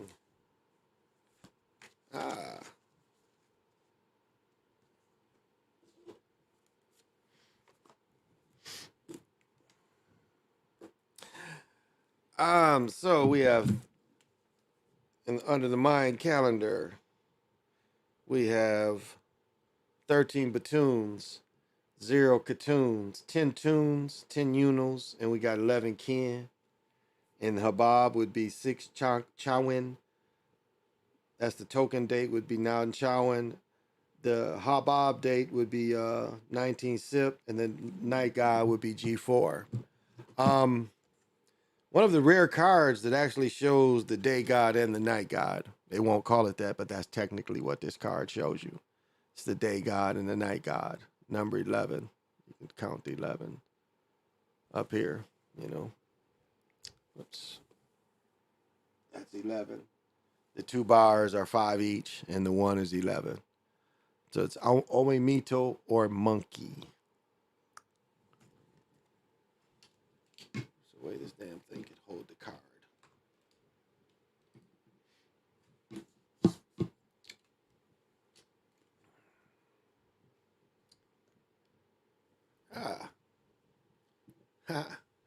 Maybe if I don't knock it down so you can see the card.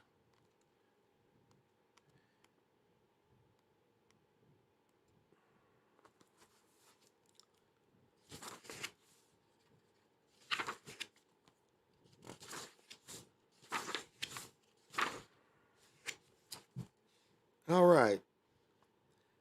The ancient Toltec were keen observers of the world. Some natures for them was visible face of the Great Spirit. Everything they saw in nature is for them an expression of the wisdom of the giver of life.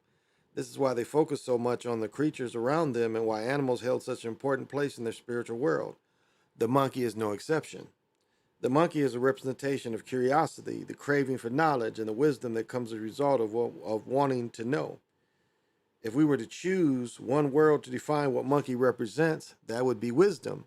Monkey is the sign of one who researches, the one who learns, the one who holds the knowledge, the one who teaches. It is the Toltec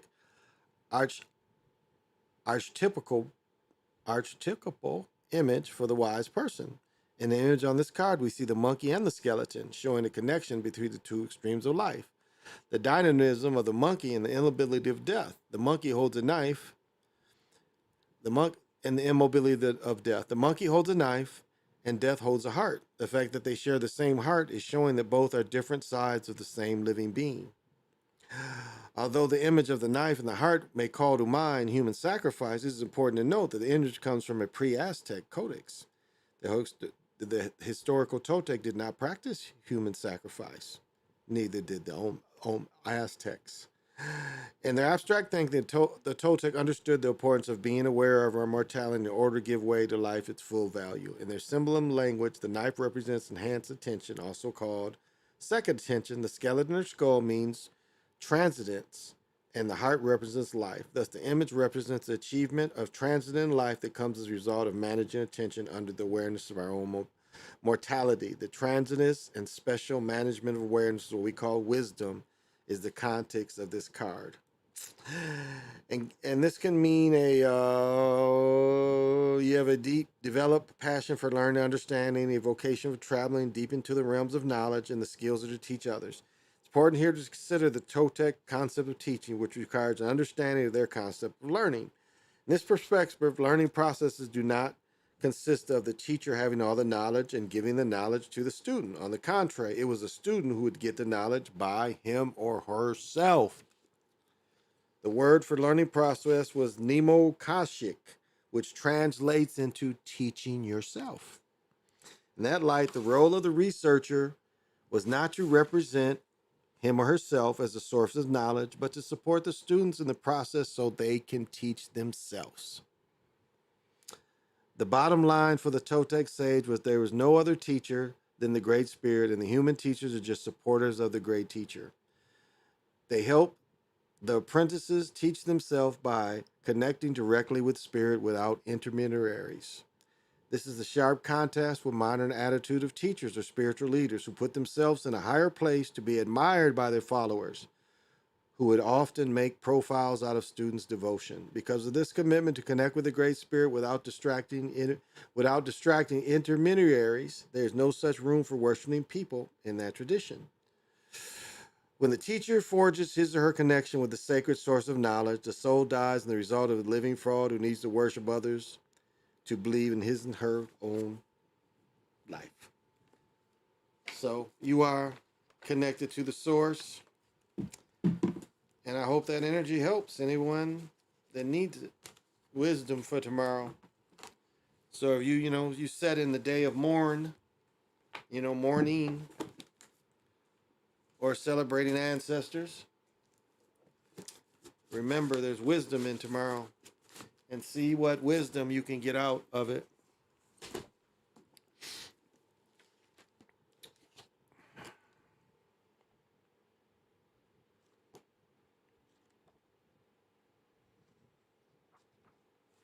I remember my brother had this book and he taught himself how to write not Arabic, but he learned how to write the script of the Commetans. There's a brother on YouTube I know, but having these, it's a great help. Let me show this book again. This is so worth the read. The Age of Surveillance Capitalism. Understanding behavior surplus that we give to them freely. We shouldn't. They should pay us for this.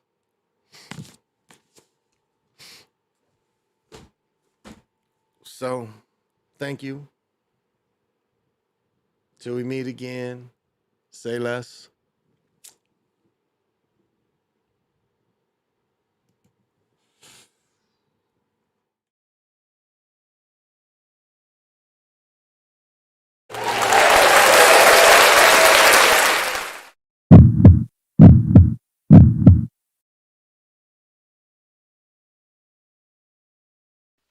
My bitches. You saying you can't control your bitches? What? Nigga get mad. Say, motherfucker, what you mean you ain't gonna let me in this funky joint? Much money I done spent in here, nigga. I knew your mama when she was horn. Hump, baby. Shit, bet I do it over time. Say that, nigga. Shit.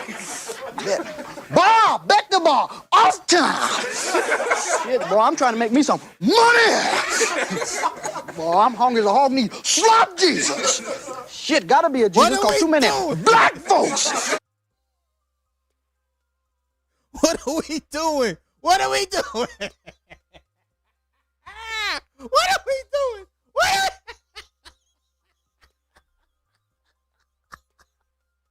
What are we doing?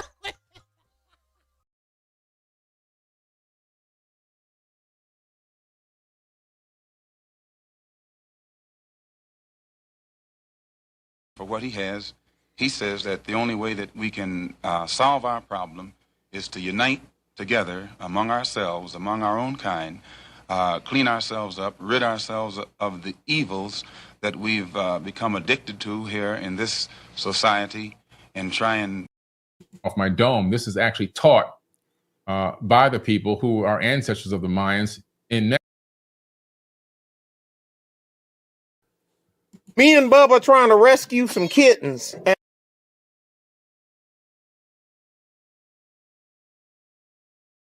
Joe Fiji. He looked down, seen his feet. The nigga went berserk, killed the monkey, threw the bat out the window, start kicking that bitch in the air. I've seen a lot of black guys, Nipsey, but you're overdoing it.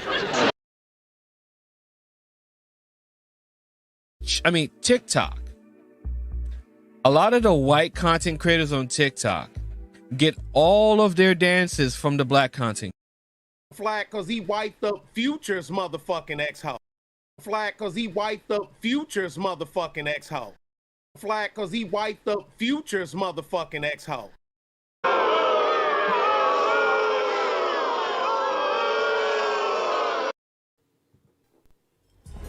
And you two motherfuckers need Jesus. You're a philosopher? Yes. You're a philosopher? Yes. You're a philosopher? Yes. You're a philosopher? Yes. I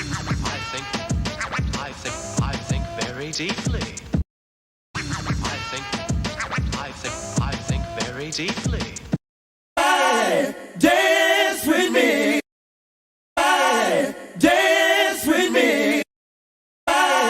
Dance with me. Dance with me. Dance with me.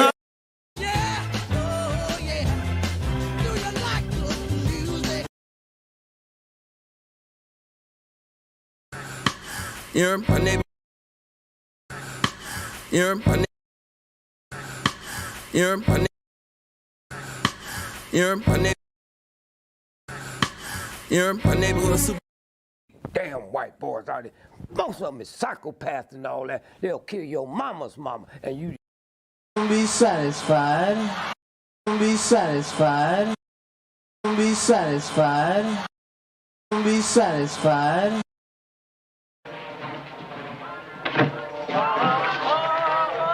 What the hell you want here, Hawkins?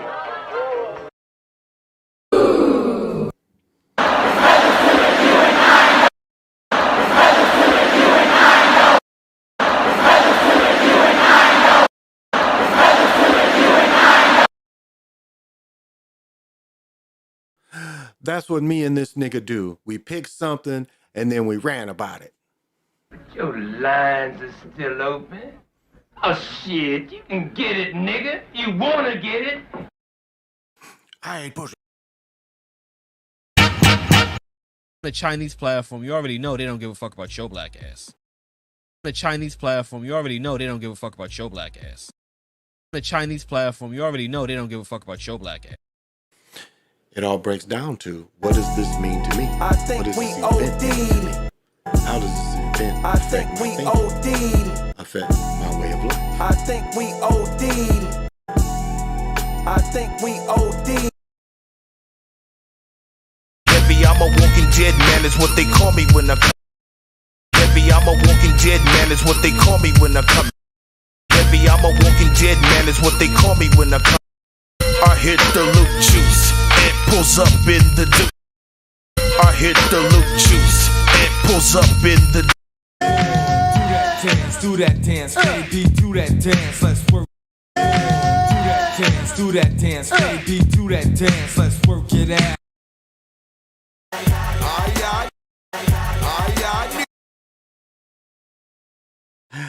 I just be shopping and shit.